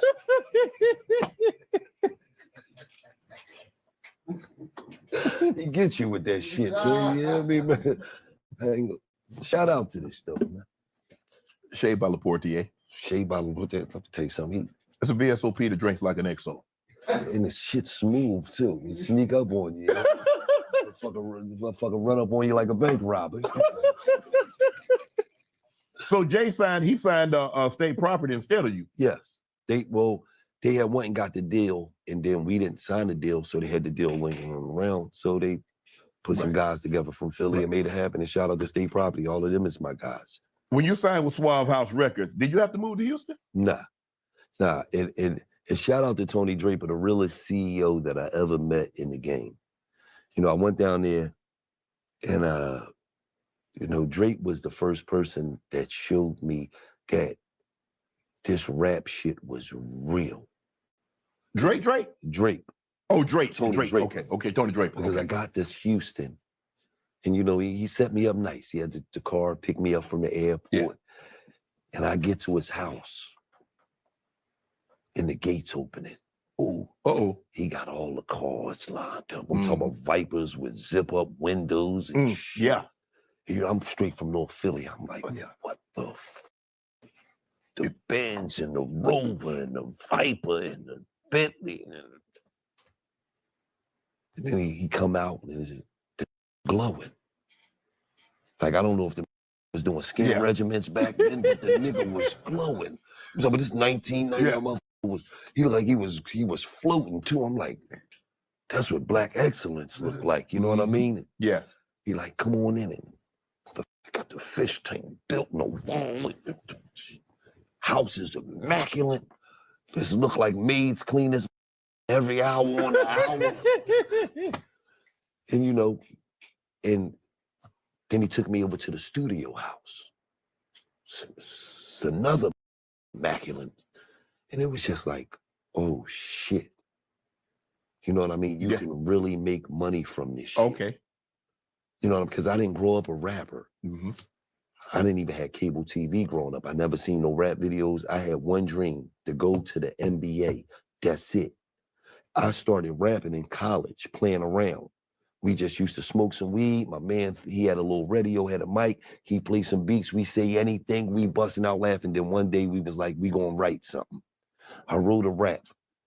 We came back, I recorded it. They was like, yo, you never thought about rapping? I'm saying shit like this, man. Stop playing, man. I ain't no nut ass rapper, man. Fuck is you talking about, man? Stop playing, man. Because I didn't look at rapping as being a cool thing. I just looked at it as just something to do. Right.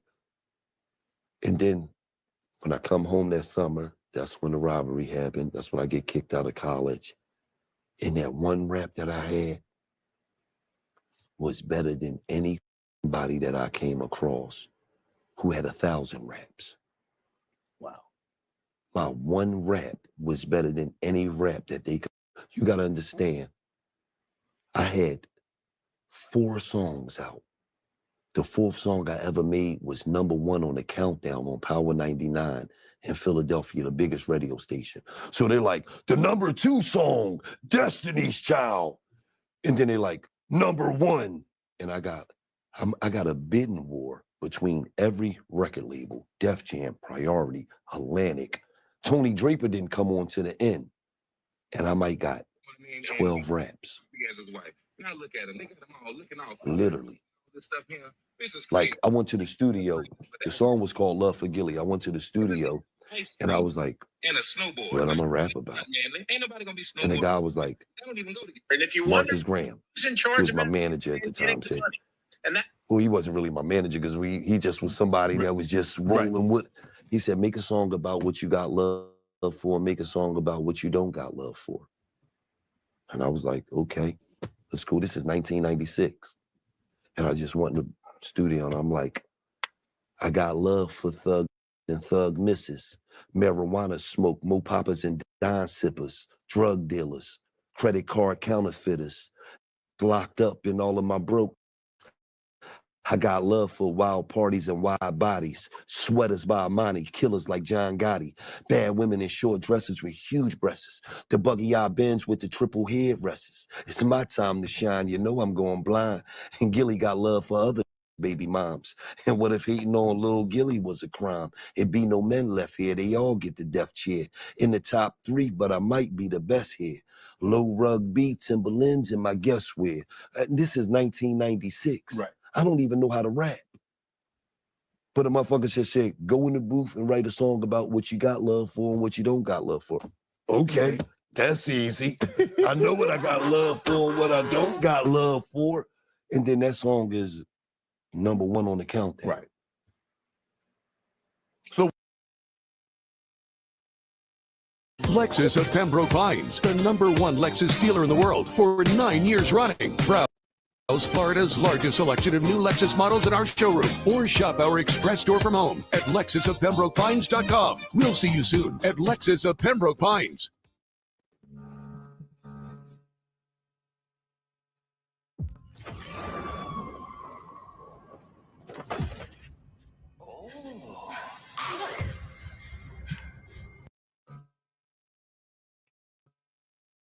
So when you got there, was 8Ball MJG, was Cube? Yes, Ross? 8Ball MJG was there. Ross was there. His name was Teflon at the time. Yes. 305. Damn. It's going. Then you signed with Cash Money, got in the van for $200K, right? Yep. But you never released a song. Why? Because this how I got signed with Cash Money. It's going down at the office. It was a show at the first Union Center, I think it's called the Wells Fargo. Well, okay. Right. About the And I was supposed to perform. Rockefeller was performing. At the time, me and Beanie and Rockefeller, Beanie Siegel, our clique and his clique had went through something. So Rockefeller made the call and got me off the show. Baby heard about that and was coming a few weeks later and put me on the Cash Money show. When I came out, they watching. When I'm walking off the stage, Baby say, bruh, you want to come to Cash Money? I got an S for you, brother. At the time I was in a contract, I was in a contract with Tony Draper.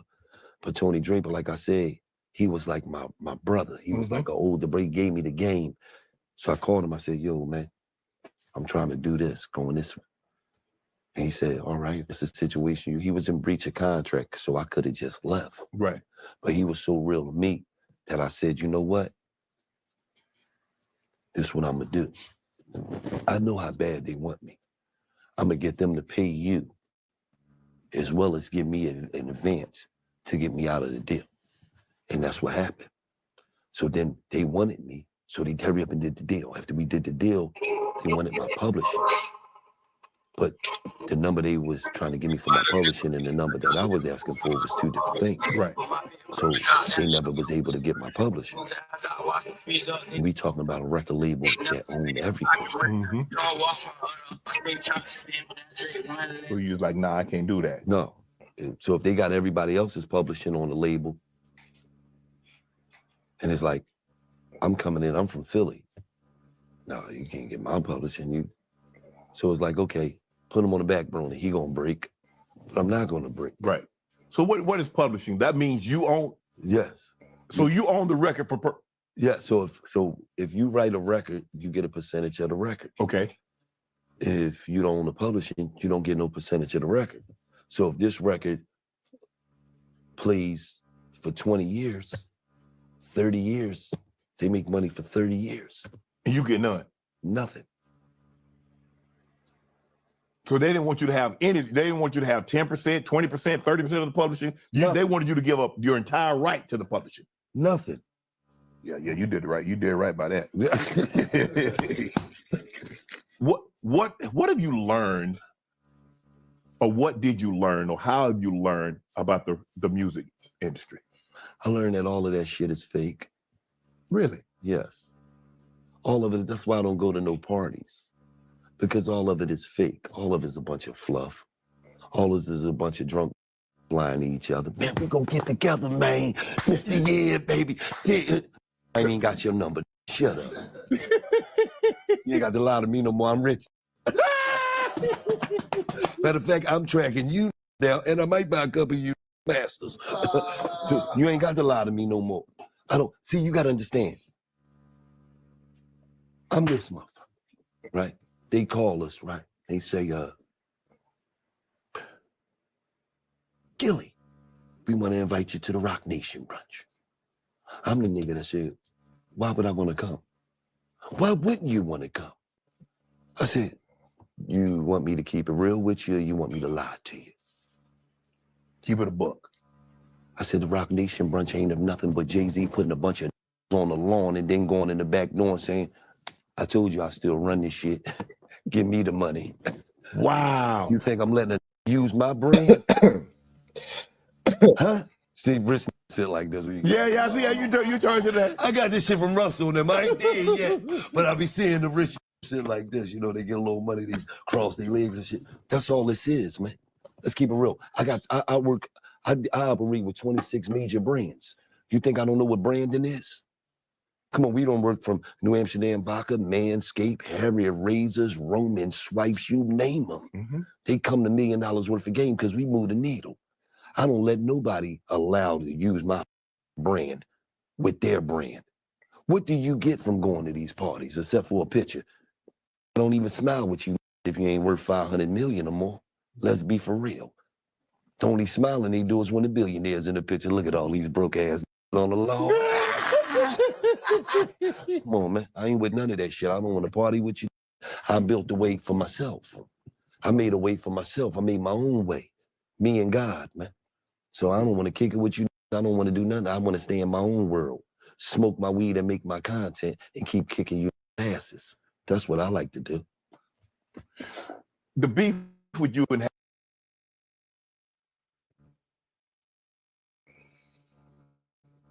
These are websites that feel illegal to know. Sintra has just released the world's first AI employees who get the job done even while you sleep. You just feed them your business information. The beef with you and had with Wayne, how did that come about? Was there a misunderstanding? It was never no beef. It was just a misunderstanding.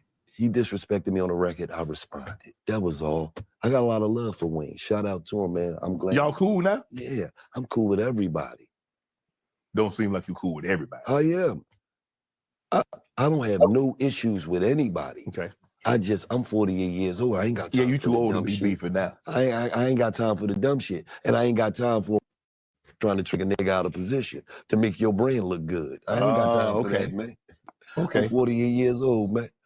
I got kids that graduated college, man. We trying to do great things, man. I got grandkids, man. That's the second time in 3 days I done heard somebody say that. Master P said that on our live show the other night. He said, man, you got to be careful because people are trying to trick you out of your position. Absolutely. So I don't want to come kicking with nobody. I like to stay in my world because I understand one thing. Go 7 years back, one trying to kick it with me. Come on, man. Now I developed a lane, guys, that you never gave up. These had you doing security at Ross right now, pointing to the irregular polo tees. You never gave up. Now I understand that all of them had money for years. Guess what they is? Burnt the out. I got to recharge a fresh pack of 6-pack of D batteries in my back. I'm gonna run these in the hole. You hear me? Yes, in the hole. And I told y'all before, I'm coming to buy a couple of you masters. I ain't lying. You ain't gonna do it like that, Gillie. Crazy as shit. I'm coming to, they gonna get paid, but my family gonna eat off you for the rest of your existence, and even when you ain't even here. That's my goal in life. It's too, I gotta buy they masters. You feel some type of way, huh? No, they gonna get a shitload of money. But I wanna own your life forever. I don't want your kids to eat off this shit. I want my kids to eat off this shit because you didn't want to see me eat. So is it even exchange? Ain't no robbery. Even swap ain't no swindle. You getting a shitload of money, man. I'll do some Michael Jackson shit. How much you want for that shit? Offer him 10 more million than what he want. Wow. Get the masters. Let me ask you a question. Yeah. The cash money model. Birdman, I mean, he had them all. Yes. I mean, he had the rap game. There was a stretch for about a decade. Yes. He cornered the market. Let me tell you what I admire about Birdman. And everybody know I don't really with him like that, but I'm real. His hustle. Okay. Ain't no gonna out hustle him. He gonna hustle. See, that's what people don't understand. They think, oh, you gotta be the smartest person here. You gotta no, you gotta do is hustle. Mm-hmm. And when God think that door should open for you, he gonna open it for you. Right. So nobody is, you gotta understand, I was around Cash Money for 4 years, man. We used to wake up, go to the studio, hustle all day, leave, go to the club, leave the club at 2 o'clock and go back to the studio and be there at 8 in the morning. And then wake up at 1 and we right back in the studio. So the one thing I did understand from Cash Money and I did learn from Cash Money is that you gotta hustle different if you really wanna win out here. So if you wanna be different, you gotta hustle different. Absolutely.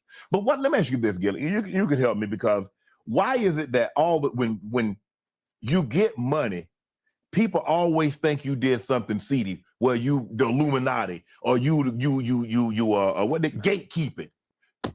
Oh, here's an overnight success. But nobody cares to know the grind or see the grind. All they see is the success and think it happened overnight. And I get that. I get upset because I'm like, hold on. What about the 10 years I was on CBS? Right. What about the 7 years I was on Fox? So how is that, if that's 17 years, how is it overnight? Right. What you see is overnight. Right. I saw as a 17-year grind. Absolutely. And that's how it is for me. You got to understand with $1 million worth of game. I was giving out $1 million worth of game in 2012.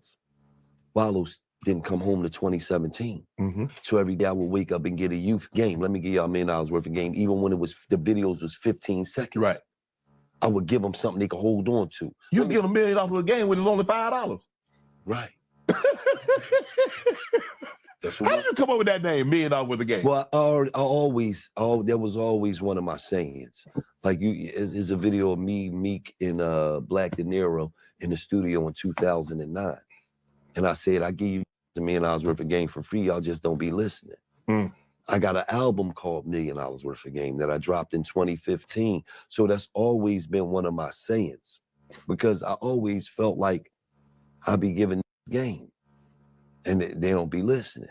You know what I mean? And when I decided to get a youth game, I said, man, let me give them some game where as though it's raw and uncut, but they'd be able to digest it. Right. Man, you have a lot.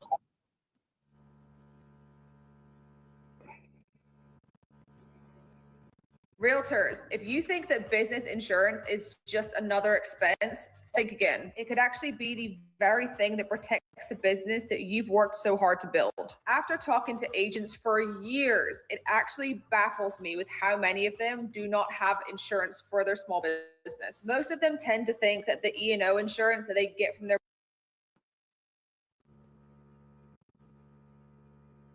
brokerage covers them. Not true.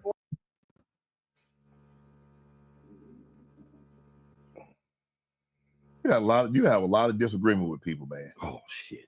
Why you have a disagreement with everybody? Who had a disagreement? You had a little temporary disagreement with J. Hove. You had a little disagreement with Bird. You had a disagreement with Wayne. You had a disagreement with Ross. You had a different. I mean, damn, Meech. No, I never had a disagreement with Meech. That's always been. No, I said Meech. Oh, what Meech? Big Meech. I ain't had no disagreement with Big Meech. No, not Big. My bad.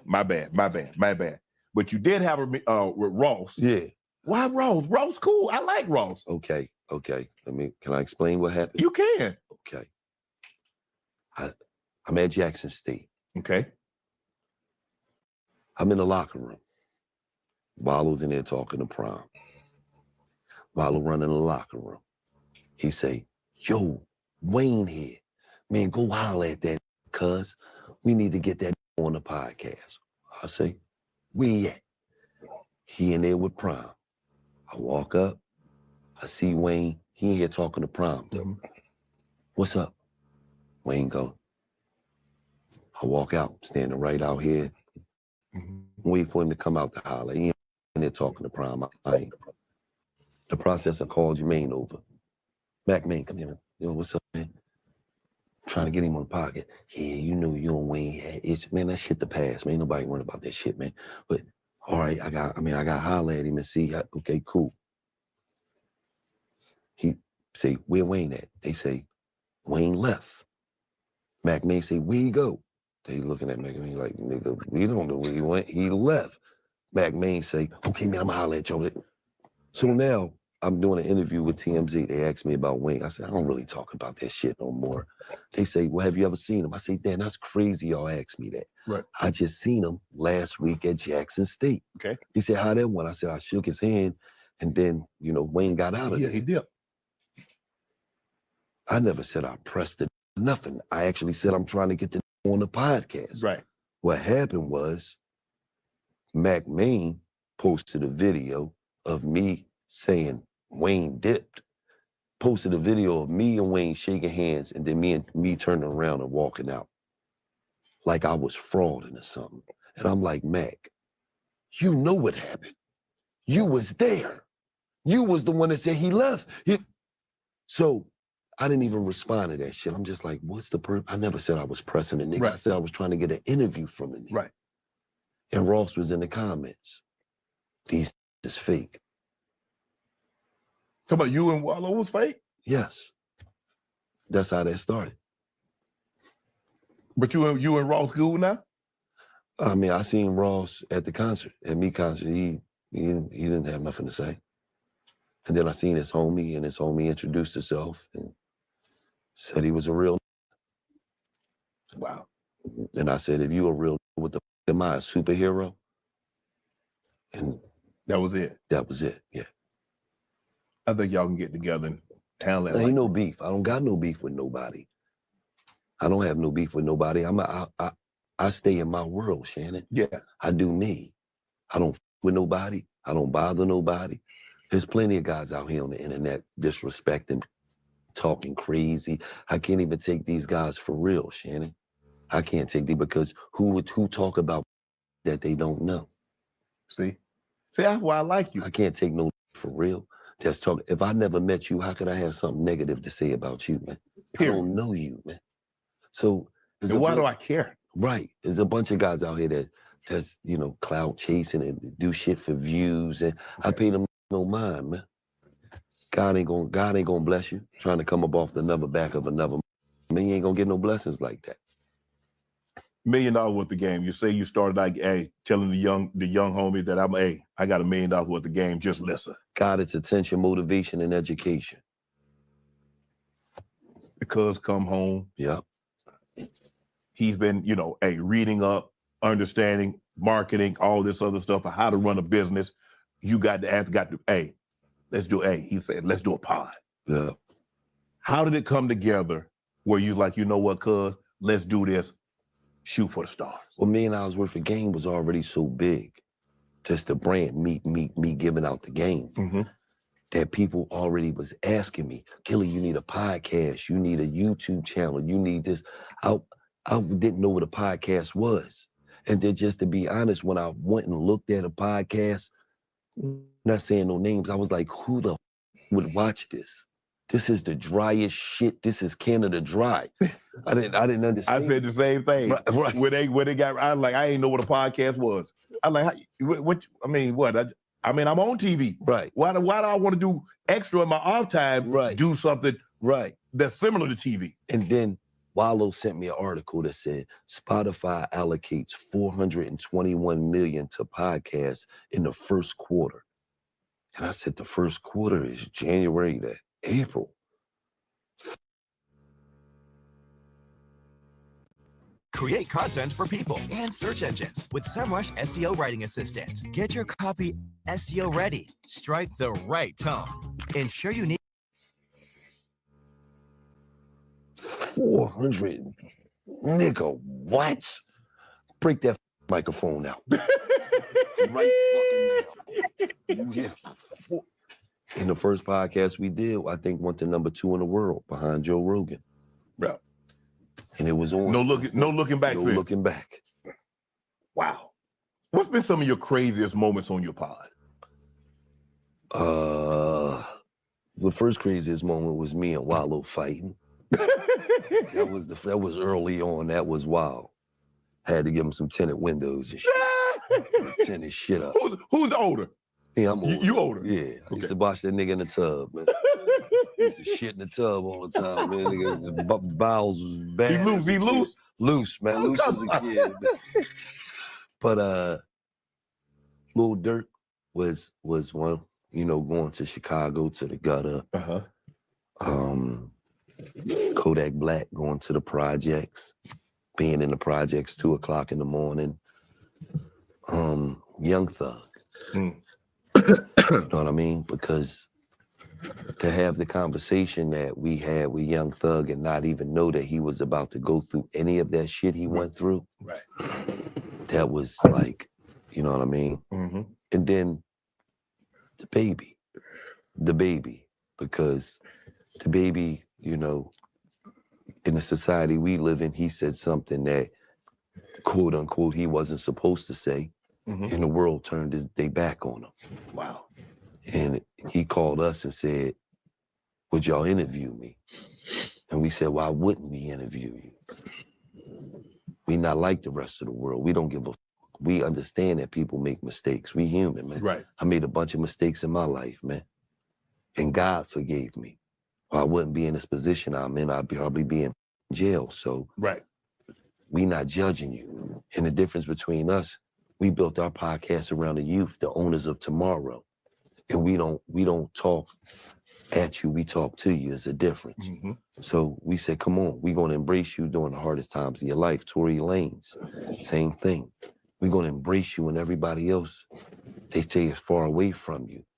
We're not gonna treat you like that because we understand that people make mistakes. Wallow made a mistake, cost him 20 years of his life, but now he's the cultural advisor at YouTube. Yep. He was the CEO at Reform. He got one of the fastest growing clothing lines in the world. So we understand that second chances is prevalent, that a lot of people, that's all they ever need is a second chance. That's all he ever needed was a second chance to show he was great. Right. So we don't judge. And we understand that people make mistakes, and we the platform that say you made a mistake, but we gonna give you an outlet to say, I f***ed up. Players f***ed up too. Right. I f***ed up. But don't judge me by a mistake that I made, because everybody, if you was judged by every mistake you made, come on. Yeah, we're not here. You made a mistake when you was on that camera grunt. There you go. See how that getting? See how I said, damn, Shannon looked like he in the best shape of his life, but he sound like he out of shape. He was in there grunting like a. There you go, Gillie. See, look back. Have you had any surprise? See how good he is of a. What you want me to do, Gillie? He got right off of that. So when you Gillie's over. I mean, that was you know, I don't move past that. About I had a crisis team. We handled that. At least you owned up to it. Yeah, I mean, wasn't nobody believing you accidentally went on live. You got to take 6 steps. But hey, all I'm trying to say is that think about it. I've never been on live before. So you mean the very first time that I'm on live? Right. That's what I'm gonna put out there. Right. The very first. I ain't gonna lie to you. Sound like you put a little work in, though. I ain't gonna lie. Are you surprised because you had a former NFL player on a podcast and he revealed that his girlfriend had cheated on him with me? Did you know that prior to him coming on? No. Had you known that, would you have brought him on? Yes. Because at the end of the day, let's be for real, bro. Probably 95% of the men in the world been cheated on before. Yeah, they just don't know it. They just don't know it. Right. And if they do know it, a lot of them they forgive the woman anyway. Right. So, you know, me, I thought it was real that he shared that story. Like, you know what I mean? Because, like, listen, man, they get out on the habits of the best of us. Yes. And plus, look, most guys like pretty much the same type of woman. Right. If you go back and look at athletes, football, baseball, basketball, whatever the sport is, and look at the type of woman. That's why, man, why do you guys like the same woman? Why do you got to, you like what you like? Right. And they're in that circle. Right. That type of woman, young woman, right, whatever the case may be, they're around that. Right. The athletes are around that. Right. I mean, when you're in Whole Foods, you go to get stuff that, you know, don't have non-GMO, right, don't have pesticide. Right. It is what it is, right. Gillie. But unless you're in that world, people outside of that world don't understand. Right. And so that's what I tell them. Like, man, Sean, why they say, bro, when you go somewhere, those are the women that you see. Right. And a lot of people don't understand. Like, they be like, oh, such and such, she messed with him, and him. That's the only people. That's at all events that she has. That's the only world she in. She don't be around too many regular. Right. So, but they don't understand a lot of celebrities are sheltered. Right. And the only time you get out and about is when you're around other celebrities. Correct. So who are you gonna mess with? Those celebrities. You've had some of the, I mean, $1 million worth of game. You've had some of the biggest rappers, some of the biggest entertainers on your platform. How do you go about to secure your guests?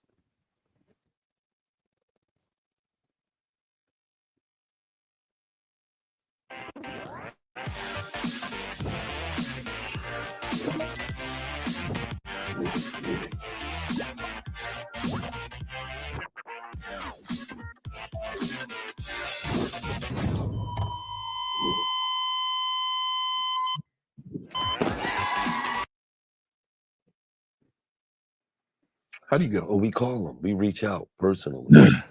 You know what I mean? Yo, bro, I'd like to get you on the show, bro. You want to come bust it up, chop some game up? You know, we have some that respond. We have some that don't respond. And, you know, we don't take it personally. Would you DM them? DM them fast. DM Drake. We need you on the show. DM LeBron. Need you on the show. Fortunately, Drake and LeBron both responded back. So, you know, hopefully we'll get them soon. But I'm not operating off no ego. I'm gonna block your ass. You ain't DM me. No, we got you. Nope. I did DM. How you gonna DM Drake and LeBron before me? I DM'd you. You just ain't see that motherfucker. You got all them tenders in there. Look. They heard y'all in the room. You got all them tenders in there. Heard you in there grunting. No, they had. They said we wasn't little the grizzly bear. You recently sat down with Kodak Black about his drug use. How difficult is it to have a conversation like that with someone you see the potential, so much ability, and they're kind of like throwing it all away? We just sat down with him, you know what I mean? And it wasn't necessarily about drug use or drug abuse. It was just necessarily about reminding them, because you gotta understand, these young men, I won't say kids, they kids to me because they're young enough to be my kids, but these young men who are millionaires, they living in the moment. Right. They in the moment, they don't always understand how important they are. So it just be us to remind them that, yo, you know you that, right? You know what you mean out here, right? Okay, you see what they did to Dirk, right? You see what they did to Young Thug, right? You know you ain't exempt. So come on, Neff. We not trying to throw this shit away. Right. We not trying to. God, he anointed you to be one of the special ones. Out of all the that you grew up with, how many people is in your position? So come on, Neff. We gonna take advantage of this. We not gonna take none of this shit for granted. And that's our job, to let him know that you special, bro. Because everybody around you more than likely is a yes man. Yeah. I'm gonna let you know you're special, Neff, but don't f this up, Neff, because you already been to jail. You know what this shit about. Right. I'm not here to stroke your ego, man. I'm here to let you know that, Neff, you special. And if you f this up, you know who the idiot is? You, Neff. And they acceptive to that shit because, like I said, we ain't talking at him, we talking to him. Kodak revealed that he did as many 100 pills a day. Why do you think it's so hard for guys to come into this sum of money, this fame, this praise, this adulation, and then resort? Maybe they had these issues and they got clean. They were able to do enough to get in this position to release a record or do something. Why do you think it's so hard for them to like stay on the straight and narrow? You gotta understand, right? We taking kids straight out the projects, right? Straight out the gutter, straight out the streets. And then, bam, he got a shitload of money. You talk about a kid that went from having zero responsibilities, zero, to bam, now you got 10 responsibilities. Feel what I'm saying? You don't, it sometimes it happens so quick that you don't always even know how to deal with that shit. You just like, I just went from nobody asking me for nothing to now, every time every conversation anybody is about getting something. a jam, they asking me for something. Now you start to feel like playing me, like am I being too nice? Am I not being generous enough? Am I, it's just a bunch of shit. You got family members that they feel entitled. They feel like you owe them shit. They feel like you wasn't even around during my whole journey of coming up. But now I owe you. So the difficulties of coming from the ghetto, and like I like to say this a lot of times, right? A lot of times, what would be the difference between white parents and black parents? What's that? White parents, they see their kid win. And a lot of times, they already been successful in life. They got good credit, they got their house, they got the nice car, so they're not expecting anything. They're not expecting anything. You try to buy them a nice car, they like, Billy, I got a Bronco. You worry about you, Billy. Don't do it. Right. You a black family, everybody made it. Now you got to buy your sister a car, your mama a house, your mama a car, your two brothers a car. For you even do anything for yourself. You already $1 million in the hole. Now, you got to help them maintain the shit that you bought them that they can't afford. Yep. So now you brought your sister the Benz. Now she need brakes, them $3,000. She can't afford the brakes, so now she done rolled the rotors off them. Now it's $8,000. You ain't lying. You ain't lying. So you got to get them something they can upkeep. So now everything is coming back to you. You like, damn, wait, hold on. I did this. I put y'all in this. I did y'all this. I did y'all this. Shit still coming back to me. Right. Then it's cool when the money's pouring in. What happens when it stops? Because I just got 150 tonight. I'm getting 150 tomorrow. I'm getting don't worry about sending it. But when that shit slow up, now is an issue. Yes. It's like, I've been doing this shit for 3 years, 4 years. Y'all ain't established nothing yet.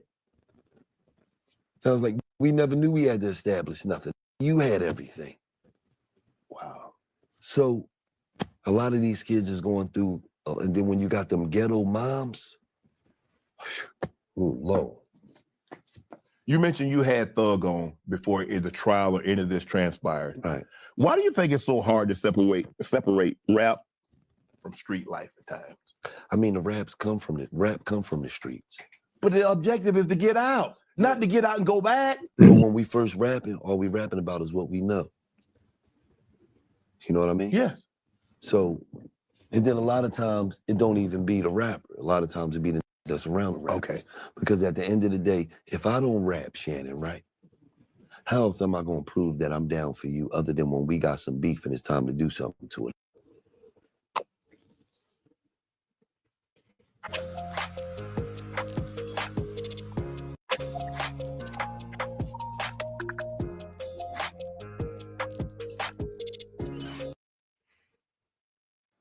I can't show my worth. Other than that, I'm just a hang around. I'm dying for you to go through some shit so I could bust some heads open so I could say, you see how I ride for you? Because I don't bring any value to the table other than that. Other than that, I'm just a hang around in the studio now. Yeah. Right? So I'm dying for somebody to with you because I'm dying to show you not only how I ride for you. Mm-hmm. That's the only way they can show you. A lot of times you don't even want him to ride. He done did some dumb shit and then I shot at them. You like, nigga, what? Nigga, in the car that got it's in my name. You had a viral interview with Little Dirt. Unfortunately, he's in jail right now. But Wallow tearing up telling Little Dirt, bro, don't retaliate. He and that nigga was scared. That nigga was scared for our life because they got a bunch of guns in here. Oh my God. Y'all ain't gotta do this. Stop bitching. Nigga. Stop bitching. Straighten up. Tighten up here. They ain't doing nothing to us. But I mean, he's like, because Wallow forgave the man that took his brother's life. My cousin, Steve. Yes, Rest and he in peace, said Steve. that Wallow is very close to his grandmother, called her Nana. Yes. And his brother, Steve, his brother that got shot, he died in the arms. Nanny arms, yes. In the doorway. Yes. And he forgave him. He said, I had to let this pain, I had to let this burden go. Yes. He said, I had to. Yes. He had to because Steve got kids out here. And Steve got responsibilities out here. So if you come home on some crash dummy shit and you die and go to jail, how does that benefit anything that Steve had? Right. You know what I mean? He already lost his life to the streets. So for it to be a continuing cycle, it just don't make no sense. And I'm glad that, because it would have been easy for him to come home and do what everybody expected him to do. Right. But he came home and he did what nobody expected him to do. And that's why he's being great right now. You Muslim? Yes. How long? My whole life. Really? My name's Farad Nasir. That's my real government name. Wow. Yeah. I would have never guessed that. How the hell do you get the name Gillie? My mom's name is Gilda, and my mom is one of the craziest that you would ever meet. So growing up, I was always little Gillie. Okay. Like, yo, this little Gillie. Like, just be excited. Like, I never knew why. This little Gillie, hey, little Gillie. Man, go $20 to do my mom do that? Everybody's always happy to see me. Like, but my mom was always well known and well respected. So I always was little Gil. So by the time I got older, that just was it's stuck. That's little Gil. How many people know your government name besides your very, very close? Nobody. Everybody called me Gillie, man. You know what I mean? Because when you go to advertise the sponsors, they call you Gillie. They call me Gillie. Absolutely. Mr. Gillie. Yes. And even if they knew my real name, they gonna f it up. Farad Nasir. Damn, you thought that was a real name, Farad Nasir? You had King Von on your pod before he tragically lost his life. Where were you when you got the news, and what were you thinking? Like, damn, I had young blood. It was like a week later, I think, or maybe a few days later, maybe. And the only thing that was stuck in my head was a line that he said on the podcast. He said, Gillie, shit don't even be that deep, Gillie. But us young guys don't know how to talk to each other. Mm. And that just stuck with me because it was like, only if young guys took the chance to talk to each other, they would realize that, bro, I really don't even want to be beefing with you. I don't want to be beefing with you either. I like your music. I like your music. But they never even get a chance to talk to each other. Is it something you got ego where I got to prove something? Well, you know, this generation that's out now is totally different from my generation.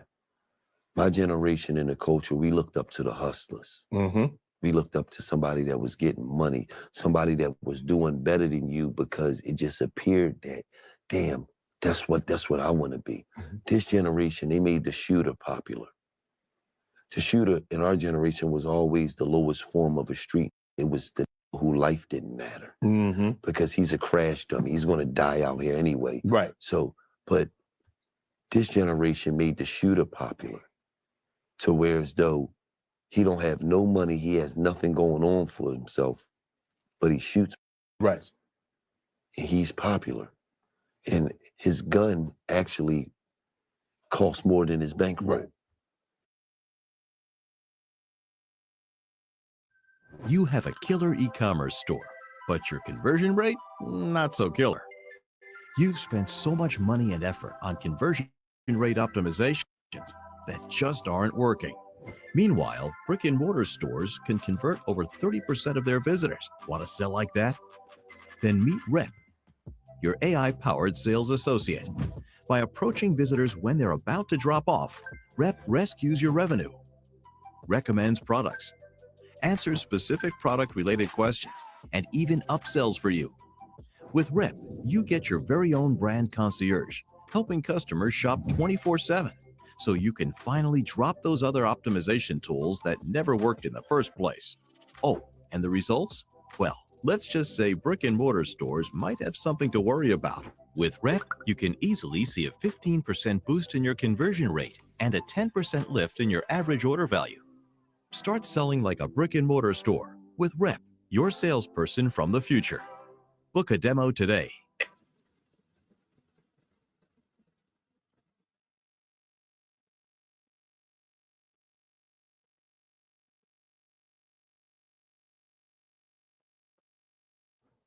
When I started Walton Goggins goggle glasses, I needed a website. Figuring out how to make one was pretty hard on the old noggin. But with GoDaddy Aero, I can just tell it what I want. And it uses AI to make a website so fast it pretty much blows my noggin. This is working. With a beautiful design that'll blow my customers' noggins. Which allowed me to focus my noggin on making more goggins to put on their noggins. Which were just metaphorically blown. Look like you know what you're doing at GoDaddy.com.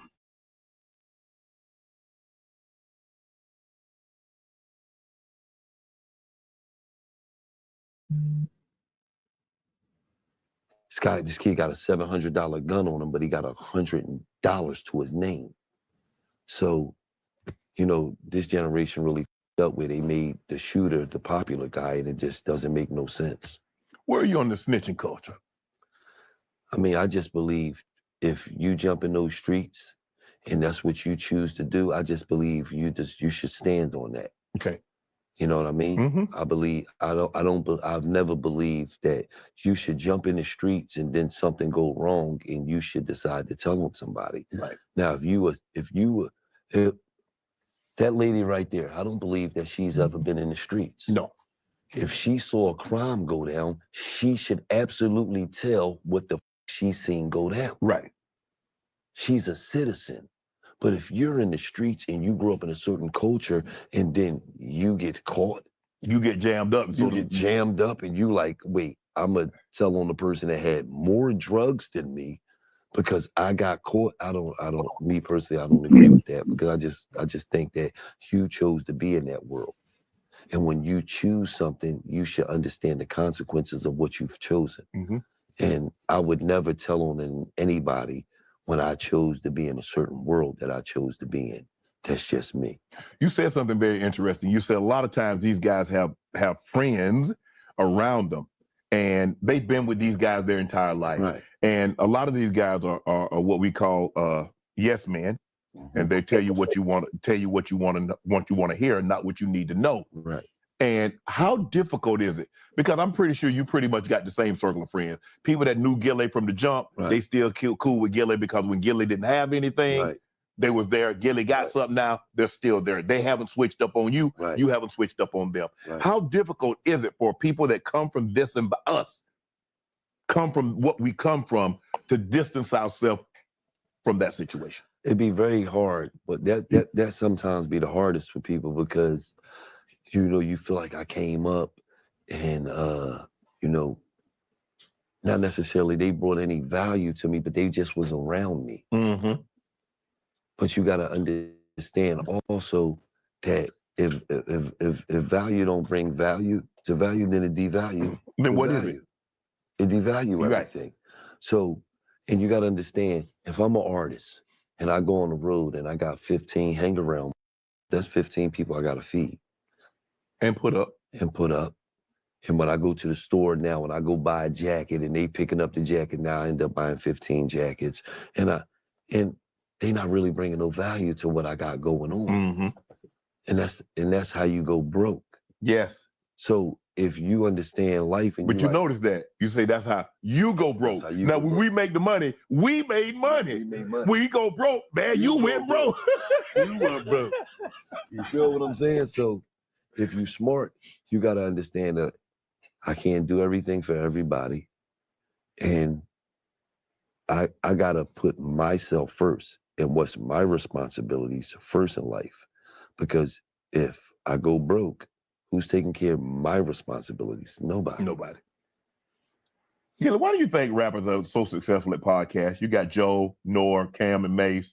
And it seems like a lot of these guys are transitioning out of music. Right. Why do you think rappers have been able to do so well? Yourself, like I said, Joe B, Nor, Cam, and Mace. Why have they been so successful? I mean, rapping is just a form of talking, expression. And if you have personality and you're able to express yourself and you're intelligent enough to hold a conversation and intelligent enough to understand that it also has to be some humor in there. It has to be some, you know, then you can make it happen. You know, Joe he has his own type of dry, but, you know, sense of humor that, you know, people like.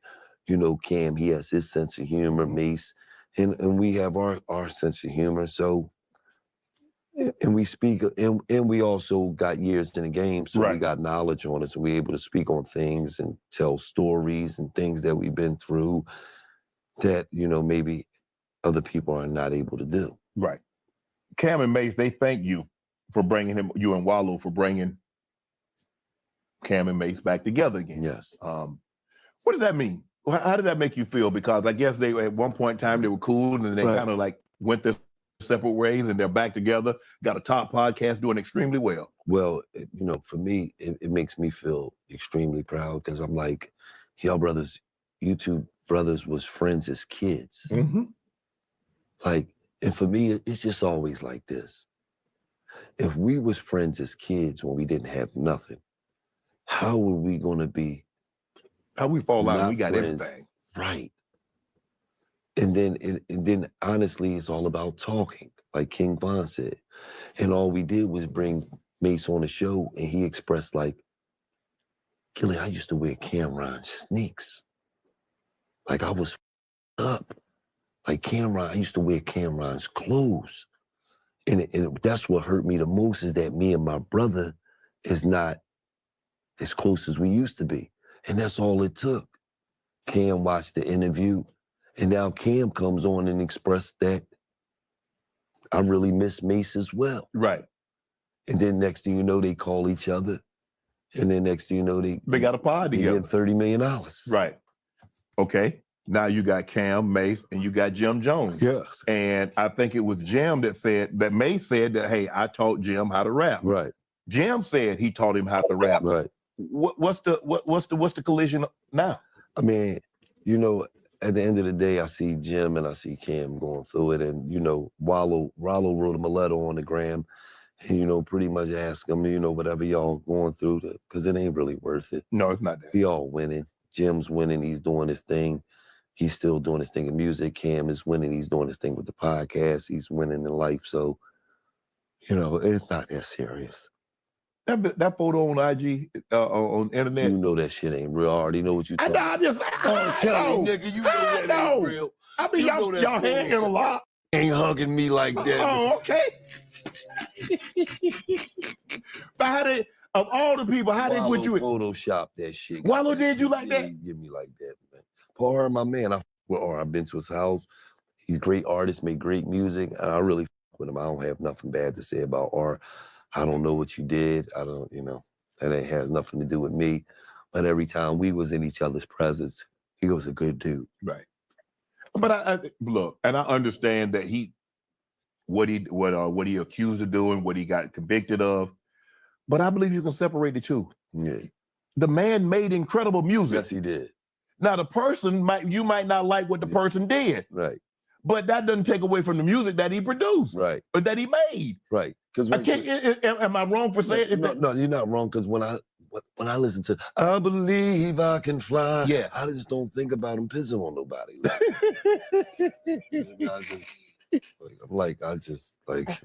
I'm like, Fiesta. You know what I mean? Yeah. What's the brokest you've ever been? I'm broke. I'm broken and broke. Broke. That's why you had to get the strap and run up on people. I was broken and broke.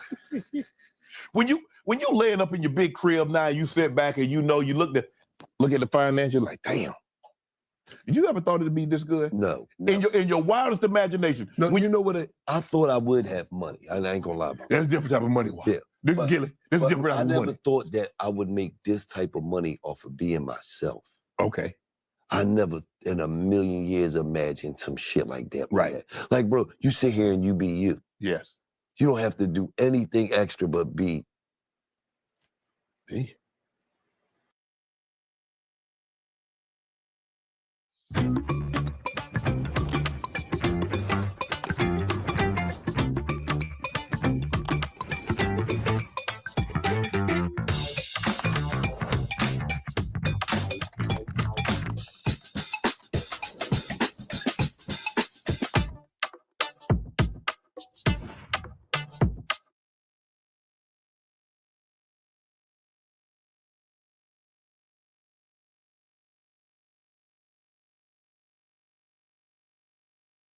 At Mint Mobile, we're always looking for innovative ways to save you money so you can keep paying $15 a month for premium wireless. That's why instead of hiring an expensive director for this commercial, we found someone willing to work for candy and approval. Hey, sweetie, Daddy's face is up here. Okay, there you go. All right, no, too high, honey. There you go. Hey. Huh? Nap time. So embarrassing. Sorry, guys, this one's on me.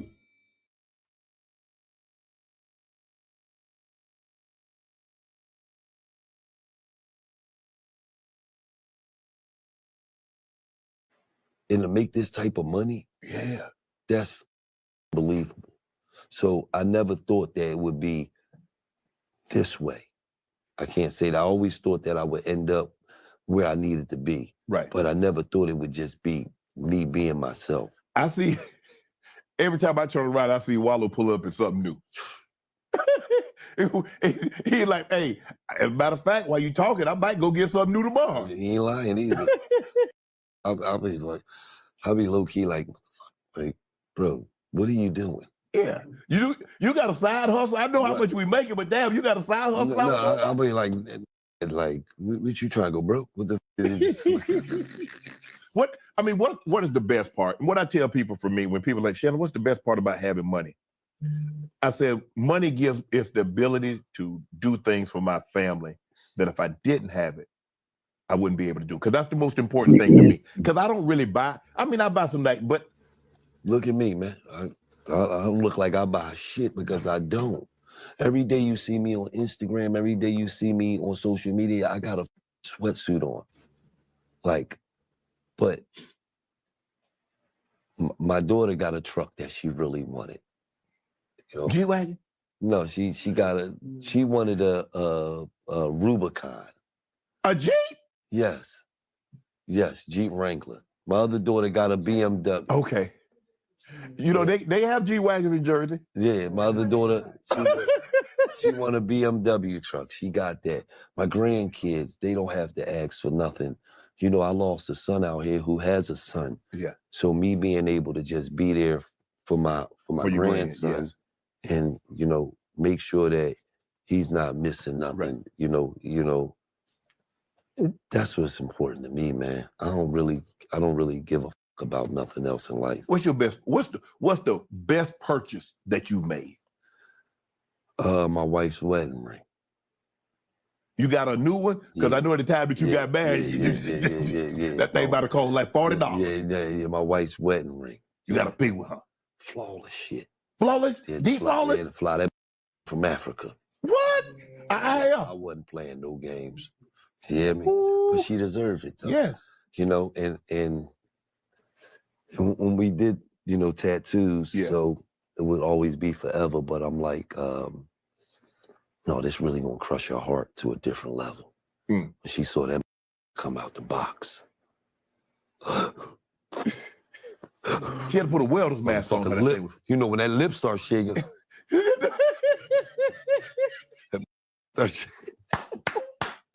What's your worst purchase? Have you purchased anything that you like, man, why did I buy this? Yes, all my Rolexes and cars. You a car guy in Philly? Old school. Yes. Oh, okay. You like old I school. got old school, bunch of old school cars. But other than that, I really don't buy anything. You know what I mean? And I love my cars. Right. So I wouldn't really even say that was a bad purchase. Right. I just. You and Wallow gave each other a gift. Yeah. Well, every year I throw a big party for them that costs a shitload of money. I ain't got invited, see? You invited this year, you know what I mean? For sure. Yeah, I mean, I had no number on you, though. See, yeah, you. And I know you're working. You got 11 shows and shit. Yeah, I turn it over to CJ. CJ can handle it for a while, for a day. I know you're working, the busiest man in show business. You hear me? But I throw him a big party every year because one time he forgot about his birthday. He was in jail. He didn't even know it was his birthday. Wow. So, and he's never been celebrated. So every year I celebrate it where I make open bar, everything's free, and people just had the time of their life. What's your best investment? My best investment was $1 million worth of game. Buying all of the 17 cameras we got and the studio house, and that was my best investment. Monday.com, the opposite of any work platform we tried in the past. We tried other work management platforms, not naming names. They all suck. Rigid, clunky. By the time we'd forced everyone to use them, there were already graveyards of forgotten logins. Honestly, it was embarrassing.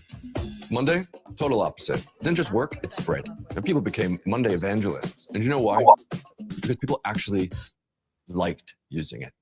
It's not a chore. It's intuitive. You don't have to force anyone. They're on board. You can really see that Monday care about their user. The user is king. You can create workflows yourselves, no IT, no admins. And that's why we love it. There's no roadblocks. Everything can just be done instantly. We have people creating workflows and showing them off around the company. They take pride in it. I know this sounds like a commercial, but honestly, I never expected it to have this much influence. If you ask me, what's one piece of software you can't live without? Monday, hands down. Everything else, dispensable. If anyone tries to take it away from us, there would be riots. So yeah, just try it.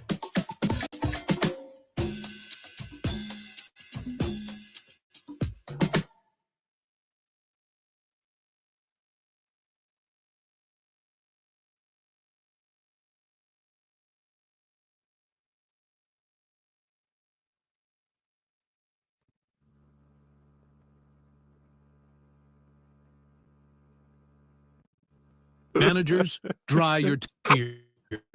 No more missed clock-ins, no-shows, and last-minute scheduling chaos. With Connect Team's auto-scheduling, your schedules practically fill themselves, handling conflicts and tracking availability while updating the right people about changes and keeping labor costs in check. But great schedules need more than just time slots. So add tasks, forms, and checklists that ease communication, making sure your team isn't just showing up, they're getting the job done.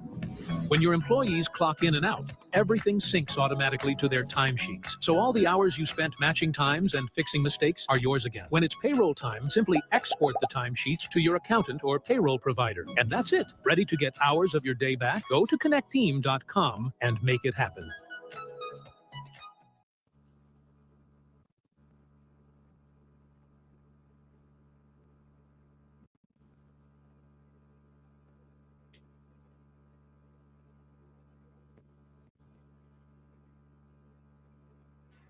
Now you're in the boxing game. Yes. Well, actually, you got your hat in a lot of things. Yes. But so now, is being a promoter, is that what you want to do? I mean, I just like providing opportunity for people. You know, we did the first boxing match, then we had Meatball on there. She went viral. Then Zeus Network picked her right up, and then now she's on her second season going into Zeus Network. So we just like to give people opportunity and try to make some stars out of it. You had a boxing thing, and I think shots were allegedly fired, and you end up having to kick people out? No, what happened was the Delaware police was on some bullshit. Okay.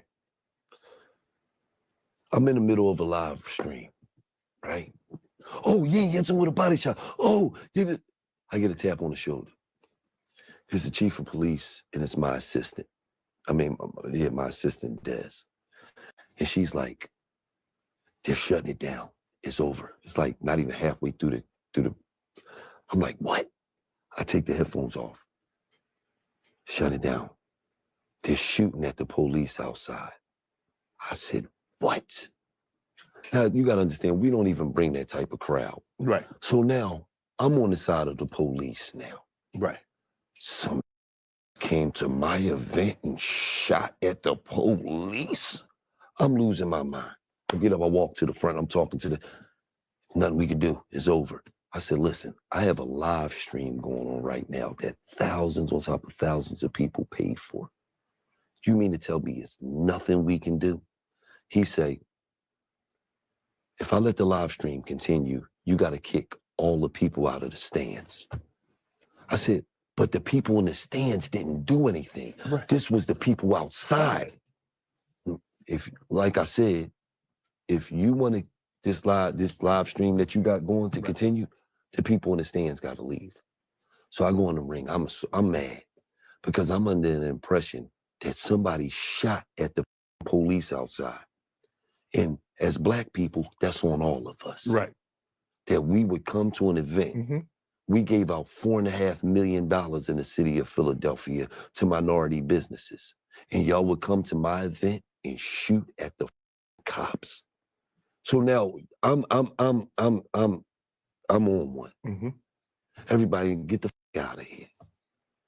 After I kicked everybody out and we sitting there waiting to start the live stream, they said, no, Gillie, they made a mistake. They wasn't shooting at the police. They were shouting at the police. I said, what? Because this makes no sense. Right. Why would you come at me when I'm in the middle of a live stream and tell me it's over? This was, when I looked up, they said it's over, it's done, it's done. We shutting the building down. This is the last round. Because somebody was shouting at the police outside. That don't make sense, Shannon. That don't make sense. Y'all said them people was shooting at the police. Right. So now I got a problem with the Delaware Police Department. Right. And I'm losing my mind on the Delaware Police Department because I paid you guys $14,000 for 4 hours worth of work. And y'all tried to pull a fast one, saying somebody was outside shooting when they wasn't. So that was the issue I had with the police department in Delaware. They issue and I apology? stand on that they're the worst police department in the United States of America. I stand on that shit. Well, since you in the fight game, it's been reported that Canelo and Terrence Crawford It goes back and forth. It's Canelo and Jake Paul. It's Canelo and Bud. Yes. It's Bud and this. So if this fight's let's just say for the sake of argument, the fight is going to happen. Canelo and Bud. Who you like in this fight? Canelo. Why? Because Bud had to move up 3 classes? Yes. And in the history of boxing, I've never seen anybody move up 2 classes and be successful. Well, Roy did. I mean, but not in one jump, not in one leap. Right, right. It was here, light, heavyweight, fight a few fights, okay, heavyweight. We talking about he just fought 147 one fight ago. Right. And then you're going to fight at 168? Yeah. Did he fight his last fight at 54? Yes, just one fight though. And so now he'd go from 54 to 60 to 68. Right. And then he doesn't have a rehydration clause, so Canelo might be 180. 185, 190. 190. Right. Do you think he thinks he can outbox Canelo?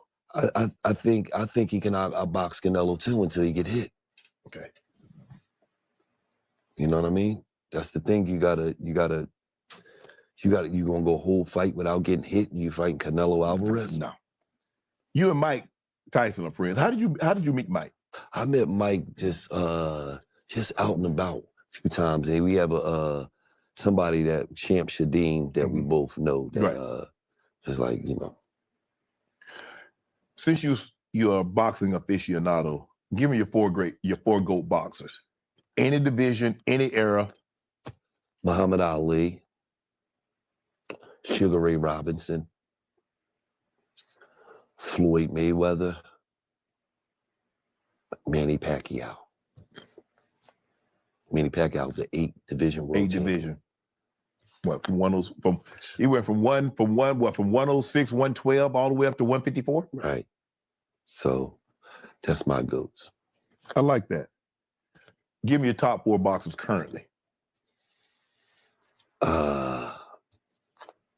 Bud. Okay.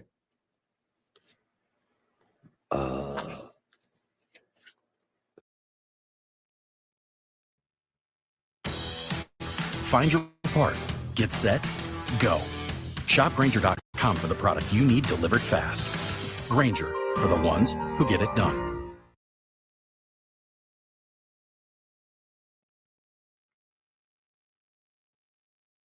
Want your business to be unmissable in your neighborhood? Use SEMrush Local to get listed everywhere people search. Turn those searches into customers.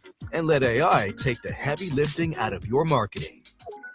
All from one place. Be the business they choose. Be unmissable with SEMrush Local. Start now.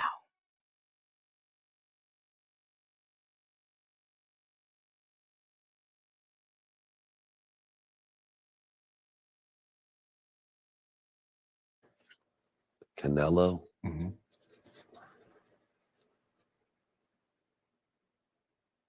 In your way. Okay, I like him. And Usyk. You could put Usyk in there. Or you could put my nephew in there, who's a 4-division weight champion, 4-time champion, 2 division weight champion. That means you're a Hall of Famer, cool boy Steph, Stephen Fulton. But yeah, you could throw him in there too. Okay. Just beat my guy. How did you become such a boxing fan? Well, is it Philly? Is Philly it Philly thing? Yeah, Philly a boxing city, man. You grow up in Philly, you got to learn how to rumble, man. You don't get your ass whipped. That's Kronk's in Philly, isn't it? Yes. No, not Kronk ain't in Philly. It's in Detroit? Yeah, that's Detroit, I believe. Schuler's is in Philly. Is that where did Frazier fight out of? Joe Frazier gym. Okay. Yeah, he throwed out of Joe Frazier's. So you got to be able to bang if you're gonna be. You're gonna be Philly. You're gonna be in the rumble, man. As a rapper, Drake, Kendrick. If Drake would have just let it go, like, hey, bro, I'm done with it. Boom, let it go. Would we have gotten to where we got with this beef, with this back and forth? Well, at the end of the day, all the whole industry came at Drake at one time. Yeah, why? I think Drake put so many of them on. Let me just tell you something. Anytime, let's be for real. All the motherfuckers got money. Yes. This is what we talking about. Okay. What is it ever to beefing over some bitches? Right. Had to be about some bitches. You know Drake. Come on, man. Drake slaying them and spraying them, man. Putting bitches all on the plane, man. Yeah. What else we got to beef about? Other than some hoes, man. But you ain't got to come at me that hard. Just give me a little body blow. Man, you got to understand, man. I mean, you got to understand, most beefs in America was started about a woman. Yes. That's sure. I mean, but this is all time. I mean, you go back and look at I Hit 'Em Up with Tupac, No Vaseline. I mean, there's been some great. This one up there now, Gillie. Yeah. They're gonna be talking about this for a minute. But what I'm saying is, bro, it's only a rap battle. That's all it is. Jay-Z lost the Nas. That man won 5 Grammys off that. But you think he a bigger artist than Drake? No. So why does it matter? You lost a rap battle. That's like LeBron James losing the NBA Finals. You be cool next year. You be back. Even with him, even if you look at the streams now, yes, right? Even with him winning 5 Grammys, his streams they still don't match Drake's streams. Yeah, Drake just did a billion. A billion. He's the quickest to do a billion streams on this new thing. So at the end of the day, Kendrick's great, Drake's great. This is a rap battle, man. Ego got love and bruise though, man. Dang, you ain't had to do it like that. Let me just tell you something. That's all in Drake's mind then. Okay. You can't bruise my ego. I got my own plane, man. I'm about to hop on my plane, man. My ego. I'll buy a new one. Do me a favor. Take 30 million, go get me an ego. What the f are we talking about? Ego? Imagine if Jay-Z ego was destroyed. Right. He would have never been able to bounce back. You can't. This is a rap battle. It's nothing more than that. Okay, you got the wax and that's it. You got the best of me on Tuesday. Right. Just Hilarious took a shot at your Gillie song. Oh, what's Just say? She was just at my Airbnb yesterday too. What she called it corner that you were eating chicken and licking your fingers in the video. That's basically it. That was nothing. Well, I could say a lot of things that I thought Jess did was corny. Oh, there you go. Now we go move. I love Jess hilarious, so I'm not going to do that. I think Jess is hilarious. You got grandkids now. Yes, 3 of them. What's it like being a papa? It's the best thing in the world, man. That shit warmed my heart, man. But it warmed. You want to know what's so crazy? And this shit sounds funny. It warms my heart even more than my own kids when they were younger. You'll let your grandkids get away with stuff you never let your kids get away with. And when I was younger, I was more in the mix. Right. I was more trying to chase my dreams. I was more. Now I'm just like, I'm kicking it with my grandkids. Like, I never really had that opportunity with my kids when they were younger because I had goals and shit and accomplishments that I was trying to achieve. Right. Now, I'm not really, you ain't chasing it like that. I'm not chasing it like that. And with my grandkids, it's just the best time ever, man. It's the best shit ever.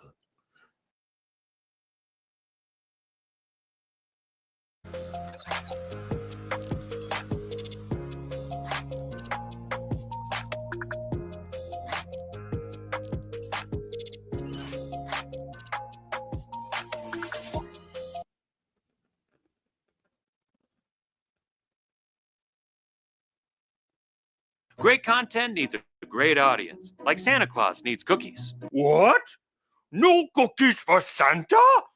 No!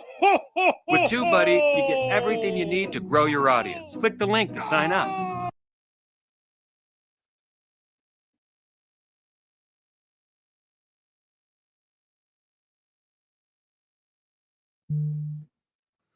You lost a son. Yes. What do you want your son's cheese memory to be?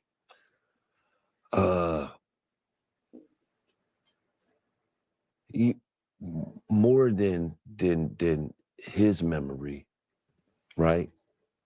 I want the youth to understand how important life is and how fast your life could be taken from you. You know what I mean? As far as his memories, I'm always keep his name alive because that's my son, and I feel as though he should have been burying me and not me burying him. But is more a lesson to the youth of tomorrow ain't promised. So you gotta understand that that dumb shit you out here doing and you intertwining with, you could lose your life at any moment. And losing your life don't only affect you. It affect your parents. It affect if you got a child. It affect all the people that really love you and care about you. Because a lot of times these youth, these youngest, they don't respect life because they ain't got a chance to live life yet. You know what I mean? I'm not never gonna sugarcoat shit. I was struggling with my son, trying to get him to out the streets. You know what I'm saying? So I'm not gonna sugarcoat none of that shit. We didn't even have the best relationship when he passed because he wanted to be a street. And I didn't believe in that shit. I didn't subscribe to that shit. So my message is for the youth is that go ahead and do something that's beneficial to you, man. The streets ain't beneficial to you. The streets don't love nobody. If you could show me the drug dealer with the big house on the hill, I congratulate you.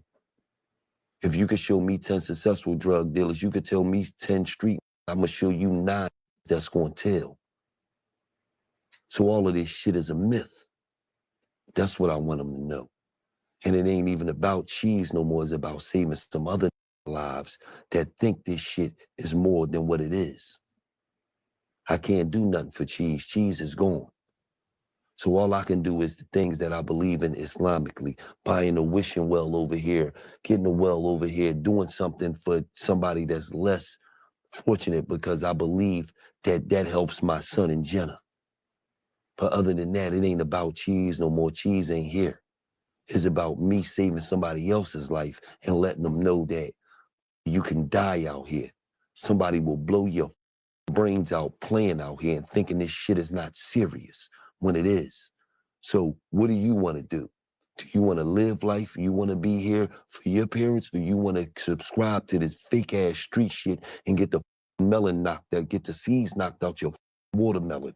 Because that's all that's going to happen. Because it ain't no successful drug dealers out here. It's not no successful criminals out here. No, they die and they go to jail. So if you want to be in jail for the rest of your life, that's cool. If you want to get the seeds knocked out your melon, that's cool. But I'm here to tell you that's what's going to happen. That ain't even about cheese no more. I had a conversation with Wallow, and Wallow was the one that broke the news to you that your son had passed. You remember that conversation? Yeah, no, it wasn't even a conversation. It was, we was in a hospital and Wallow broke down and walked out of the hospital. Did you know something then? Absolutely. Absolutely, 100%. I knew something. So you said, well, okay, Wallow, what's up? I already knew. So when I followed him out, I already knew what it was. Because I already knew who it was coming from. It was coming from Skip. Skip is a police officer in the Philadelphia Police Department. So I already knew what it was coming from. How did your son get involved? How did Cheese get involved in that life? Because at this point in time, Gillie, you made a name for yourself. You got bread. Well, you got to understand. And I can only tell the truth being a follower. Plain and simple. Being a follower. Wanting to subscribe to some shit that's not really you. And that's most of the kids out here. Most of the kids in the suburbs subscribe to shit that is not even really them.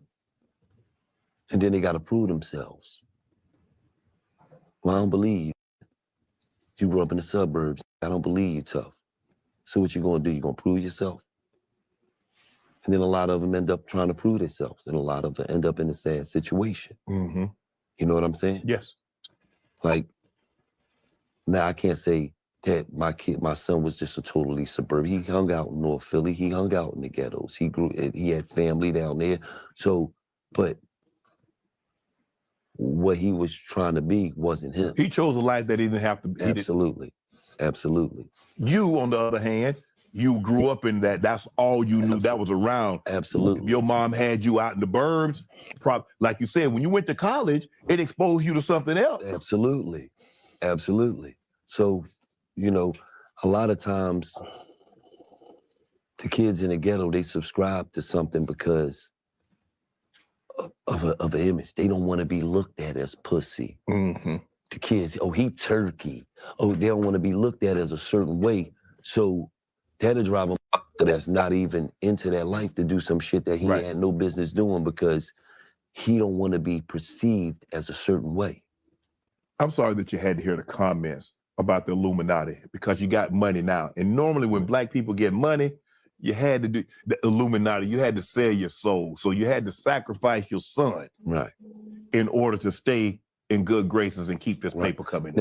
Now that we know one of the kids that was responsible for murdering my son, right? Mm-hmm. So I guess the Illuminati came to a 16-year-old kid that's in high school and said, yeah, we need you to kill Gillie's son for Illuminati purposes. See how idiotic this shit sounds? That as a black man, you can't just work hard. No. And put the work in every day. And blessings come from that you got to come from somewhere else. Right. So I don't pay that shit no mind, man. Have you met the kid? Have you talked to the kid that took your son's life? Nah, I never met him. Only reason why I know is because the police called me and told me once he was murdered. Once he got, because the kid had just got shot 17 times. He was walking with his mom. Oh. And he got murdered. And then the police notified me and let me know that he was one of the kids that was pretty much about to get locked up for the murder, but he got murdered first. So, and then, you know, when you do something in the streets know. So, you know, they all on Instagram and they talk, and then, you know, apparently this kid name was the Joker, and, you know, that's what he did. So, you know, but he had to deal with God. You know, that's how I look at it. And then Charleston White said something disrespectful and derogatory towards your son, but he later apologized. Did you accept his apology? Did you talk to Charleston? No, but you know, you can't. I can't respect niggas like that because what I know you for. When I Your forms are scaring away customers. Typeform lets you create forms that look cool and use your own brand assets. That's how they get you 42% more responses on your forms. If you want customers to leave reviews or check out new products or get in contact with you, how your form looks matters. That's why Typeform lets you customize everything. The best part, Typeform's free. So you could start creating more beautiful forms today because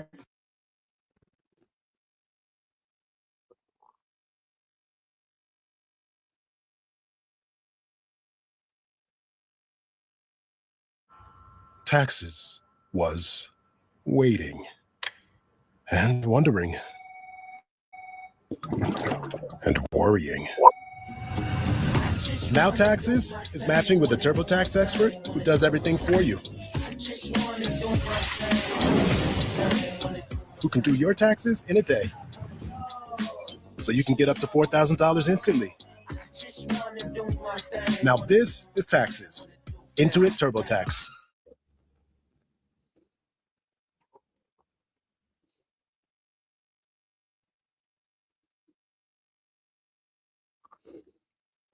When I ask you, what do you know him for? Think about it. You don't even know. You know him for disrespecting niggas that's known. Right. Think about that. You ain't putting the work in out here. You ain't did nothing. You got on the internet at 40-something years old, a nigga that had nothing going on and disrespected niggas that put work in.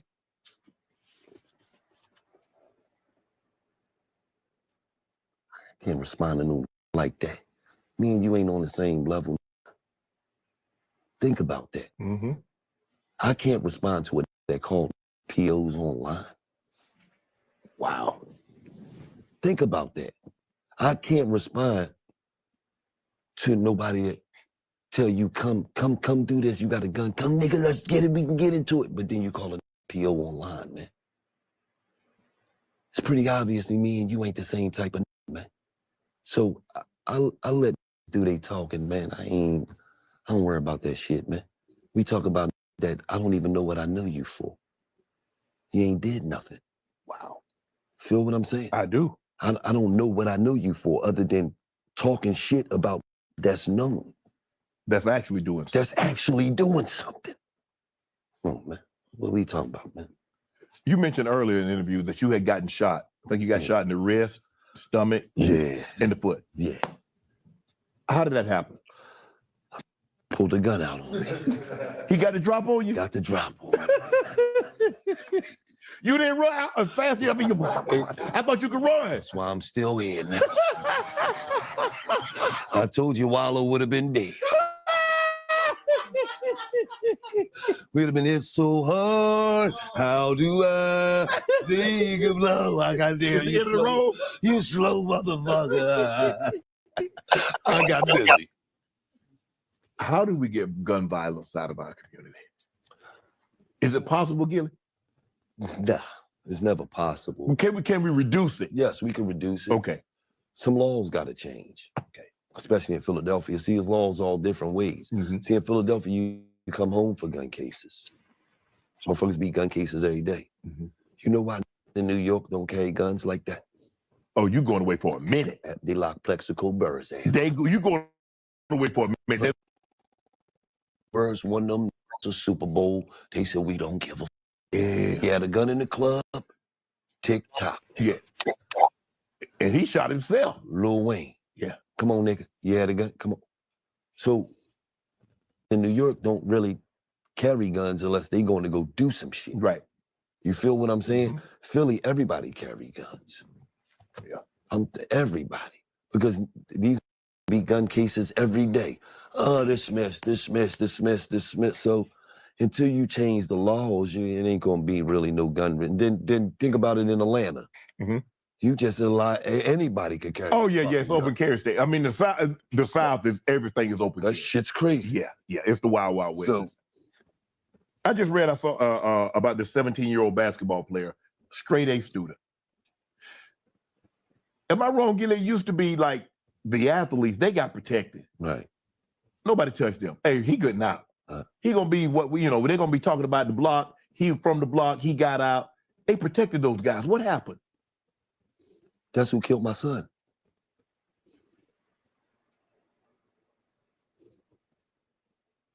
The 17? Yeah. The 17-year-old basketball player that just got shot 17 times? Yes. That's who killed my son. Really? Yes. What was that about? Well, it wasn't for my son. Your son happened to be there? Yes. Oh. Them blocks is beefing. They going through it. My son just so happened to pull up out there 5 minutes. They come to shoot the block up. My son's not from that block. He don't, you feel what I'm saying? Yeah. He just so happened to be in the wrong place at the wrong time. What the? That's how deep it is. Bro, he has the potential to get out. Right. And he living that life? No. But see, you don't understand. He got videos out where he got a Joker mask on. Right. Bunch of guns in his hand. So these kids is influenced by all the wrong things. Right. To shit that don't matter. You know what I mean? Right. To shit that once upon a time when I was growing up in the ghetto, I was influenced by. Mm-hmm. And then when you experience things, when you go places, when a vacation to you is not going through a toll booth. See, you gotta understand, if you from Philly right now, go to Atlantic City and you call them and they say they out of town. Yo, I'm OT, I hit you, nigga, you 45 minutes away, nigga, you went through the toll booth. What are you talking about? That's how poor the city is. Right. Motherfucker go to Atlantic City and they tell you, yo, I'm OT, I call you when I get back. Right. You 39 minutes away in a car, nigga. What are you talking about, you OT? So you gotta understand, right? That's what we grow up in. These kids don't know no better. Right. these kids actually think that you can't make it as a rapper unless you killed somebody, unless you did something out here in these streets. This is the mindset. Yeah. Why is the rap, why is that glamorized? Why is going to jail, or I pull that iron out, I put that stick on something? Why is that glamorized? I have no idea. I told you when I was young, we glamorized the person that was getting money, the hustler. That's why rap names was like Gotti. Rap games, it was always somebody that was getting some money. Now, it don't be about no money or nothing. They'll kill you about an Instagram post. Right. You said you was gonna slide, you ain't slide yet. Right. Now I slid. Look, are you serious? Right. So it don't make no sense. And it's no answer for it. It's just flat out plain stupidity. Have you ever thought about leaving Philly? Oh, I live in Jersey, so you know what I mean? I'm somewhat racist. What they doing by my house? No. Bro, come on, you ain't never seen that. My house by itself. What is the doing by my house? You provided $4 million in grants for Black-owned businesses and social service organizations. Yes. You feel like that is your responsibility? Yes. To give back? Yes. You gotta understand there's people out here that got businesses and they work their way up. Nobody ever gave them nothing in their life. I had an opportunity to bless a bunch of businesses, a bunch of people that's doing it right, because you just didn't have to be a business. You had to be a business that struggled during the COVID. You had to be somebody that paid their taxes. You had to be a real business. And for the minorities that were a real business, it was a pleasure to run up on them and give them 100,000, 50,000, 25,000, 200,000, whatever it was. It was an honor.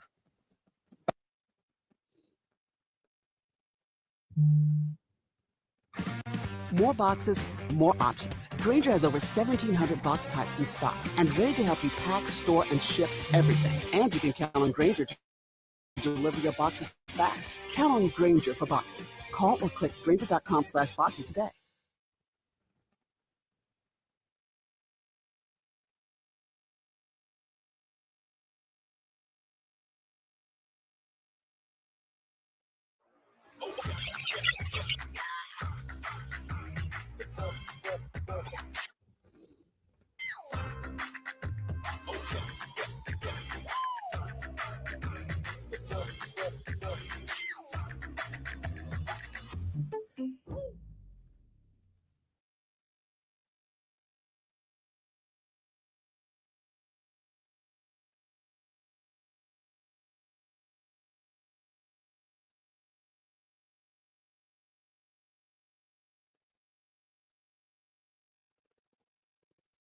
I think as a father, I think a lot of times as a parent, we want our kids to, we don't encourage our kids to follow in our footsteps, but hey, if they do so, hey, I had a son, if he'd follow in my footsteps, I didn't encourage that. Okay, fine, cool.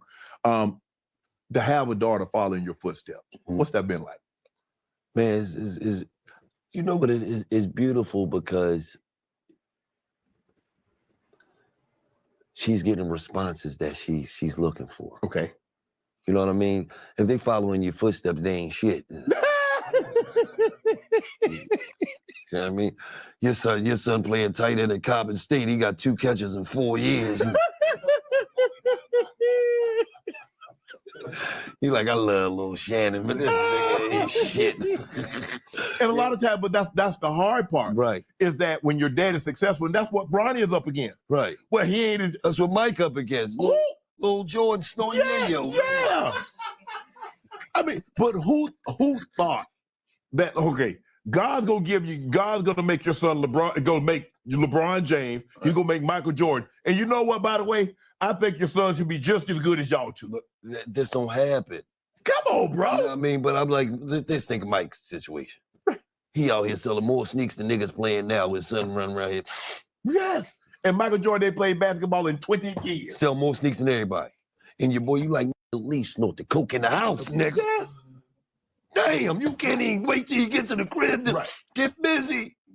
let me ask you this. But when you hear, I don't know if you've heard this, but if you were to hear somebody say something negative about your daughter, how would that make you feel? I mean, at the end of the day, I'm in the media, so I know how it go. I understand that, like you just talked about somebody who talked about my son that passed away. Mm-hmm. That shit don't even make me feel like type of way, because I'm like, you didn't know me, you didn't know my son. Right. So for media, whatever, it's never going to be all sunshine. Mm-hmm. And the basis of a true character in a person is what you do when shit is most difficult. Mm-hmm. It's not what you do when the sun is shining. Everybody happy when the sun is shining. What did you do when shit was most difficult? Did you crack like a egg thrown off the project roof? Or did you say, okay, it is what it is. This is what it is. Now let me attack this shit head on. That's all I'm worrying about. Because the way I'm designed, you got me in you. We don't give a about what people say that have no control over what we doing. I post shit on my Instagram for people to talk shit. I don't give a This is entertainment. Right. Are you entertained? That's all I care Right. about. If you're not, I ain't doing my job. And I'm not allowed to keep these tens of millions of dollars coming in, because that's all that matter to me, is that my grandkids, they ain't gonna have the same issues that I had. Other than that, baby, everything ain't, don't worry. My daughter truly know. Do I give a about what anybody think about me? I'm 48 years old. I showed up to a goddamn football game in a full uniform. Think about that. Thigh pads, knee pads, hand warmers, the quarterback play sheet, helmet. I didn't even have real shoulder pads. I had goddamn lacrosse shoulder pads on, so my shit all lopsided. To the point when the players see me, they like, this crazy. Yeah. I am, nigga. I want that Super Bowl. And this is what I told Time, Coach Prime. I say, bro, I don't believe the people are hating on your kids. They hating you. Yeah. Absolutely. This is the opportunity. So they might not, this is about you, Gillie. This ain't about her. You. Right. Because we want to be protective of our kids. Right. I ain't got nothing against her. Right. I got everything against you, though. Absolutely. Just like Shiloh. Yes. Right? He go to the Shrine game, Yeah. right? You didn't see nothing about any other player come out of the Shrine game. Nope. Shiloh struggling. And coverage. Because what? You ain't never heard nobody say his daddy's struggling in coverage. Right. So at the end of the day, what I do, I DM them, Neff, go be great. Yep. What they talking about. And then the game come up, and then when the actual game come, y'all have nothing negative to say, except we made plays. So that's what it is, man. Well, without further ado, I'm honored to have your daughter perform right here on Club SayShay. Man, that's beautiful.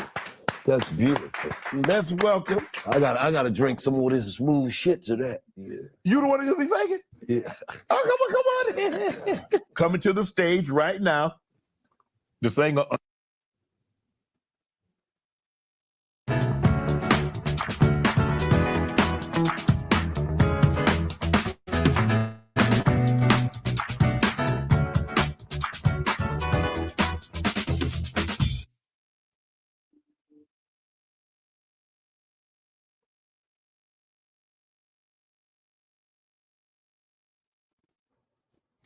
When I started Walton Goggins goggle glasses, I needed a website. Figuring out how to make one was pretty hard on the old noggin.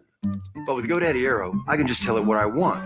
And it uses AI to make a website so fast it pretty much blows my noggin. This is working. With a beautiful design that'll blow my customers' noggins. Which allowed me to focus my noggin on making more goggins to put on their noggins. Which were just metaphorically blown.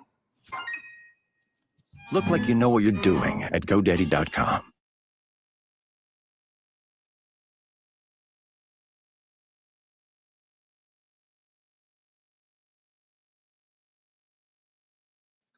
The singer unreleased.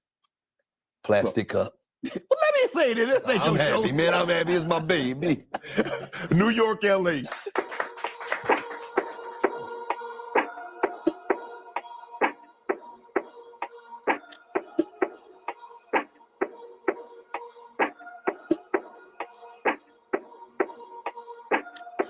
Plastic cup, baby. What type of time you on, baby? Checking your temperature, baby. We're both better on.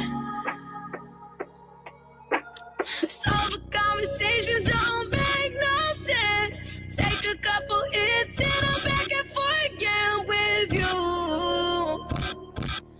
Where does this lead? You're waiting for devotion.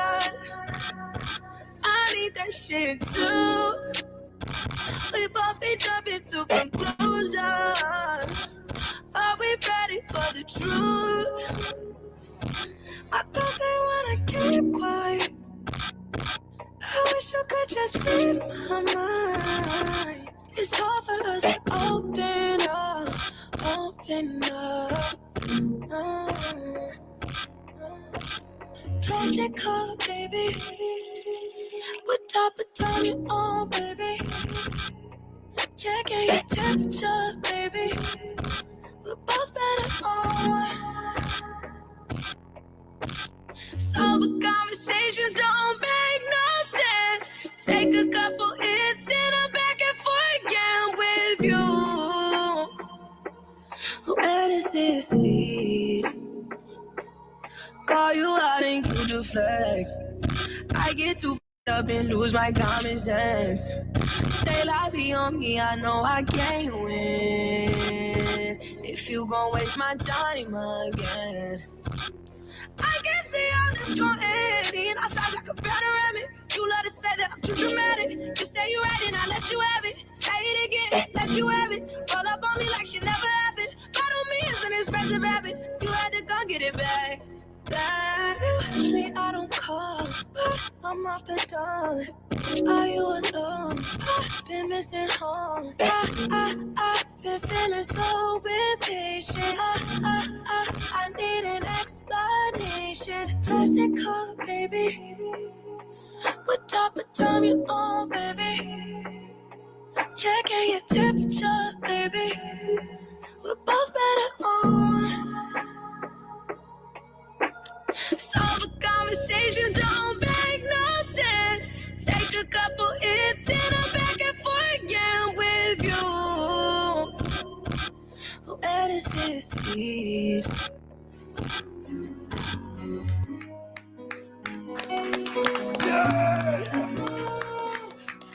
That's New York, LA singing her unreleased song, Plastic Cup. Let's give it up. Yes. Yes. Appreciate you, brother. Love you, brother. All my life, been grinding all my life. Sacrifice, hustle paid the price. Want a slice, got to roll the dice, that's why. All my life, I've been grinding all my life. Yeah. All my life, been grinding all my life. Sacrifice, hustle paid the price. Want a slice, got to roll the dice, that's why. All my life, I've been grinding all my life.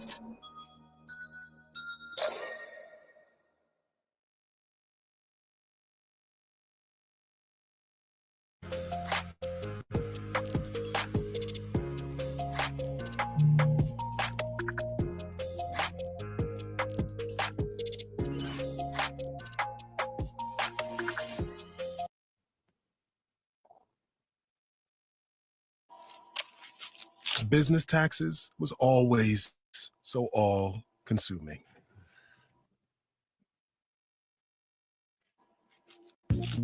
Now business taxes is having a TurboTax small business expert who handles your taxes for you with year-round advice and answers at no extra cost. So you have more time and money for your business. Now this is taxes. Intuit TurboTax.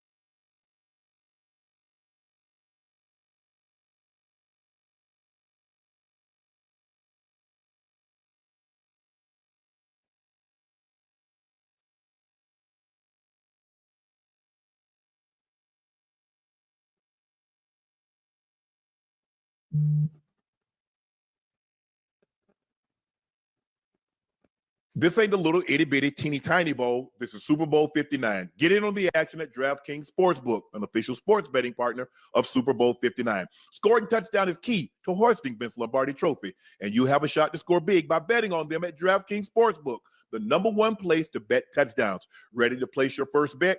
Try betting on something simple like a player to score 6. Go to DraftKings Sportsbook app and make your pick. New DraftKings customers can bet $5 to get $200 instantly in bonus bet.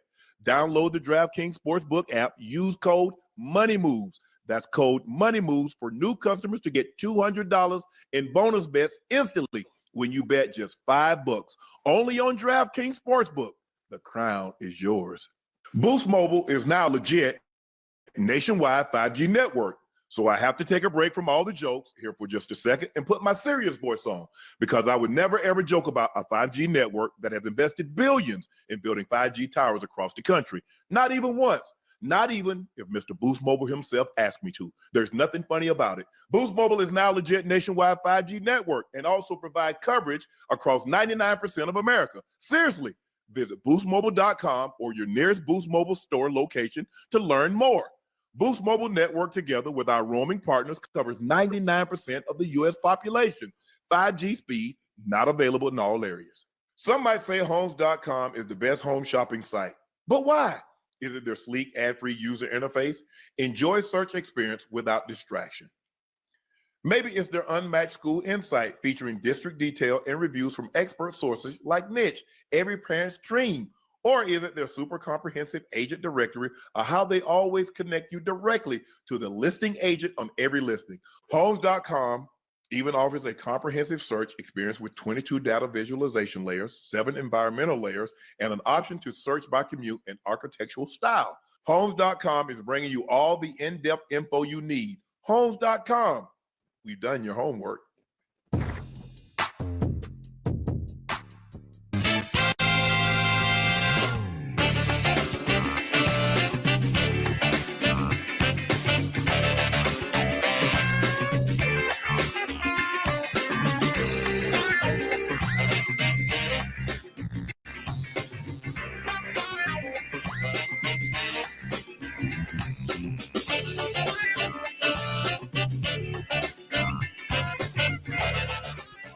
Hello, ladies and gentlemen. Thank you for joining us for the Super Bowl edition. The Eagles ride a suffocating defense to a Super Bowl victory.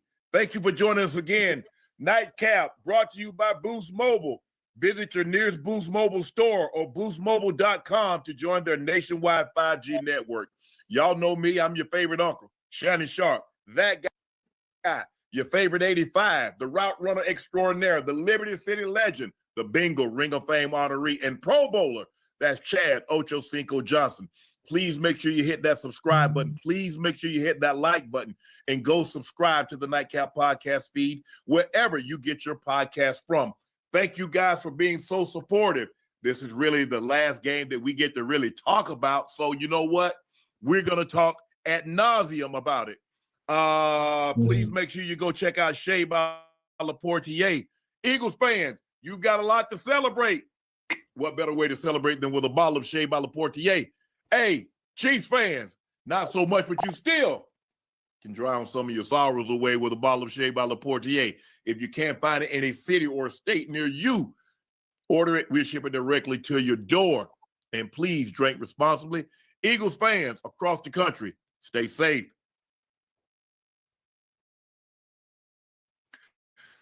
Check out my clothing company, 84, with 84 being spelled out. Everything just restocked. Use code Super Bowl for an additional 10% off. We've also dropped beanies in every color. We've introduced gift cards available in nominations from $25 to $50. This takes the guesswork out of it and lets someone special pick exactly what they want. The Eagles, I mentioned again, Ocho, the Eagles ride that defense 40-22 in Super Bowl 59. Everyone loves a comeback story. Saquon Barkley.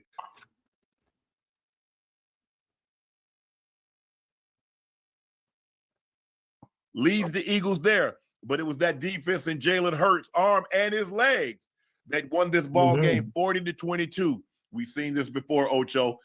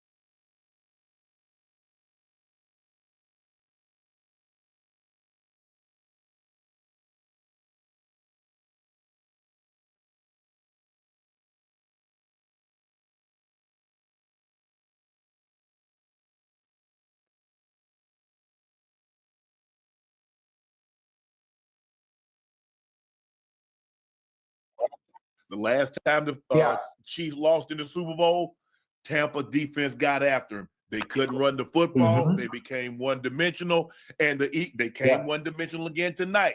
And the Eagles pinned their ears back.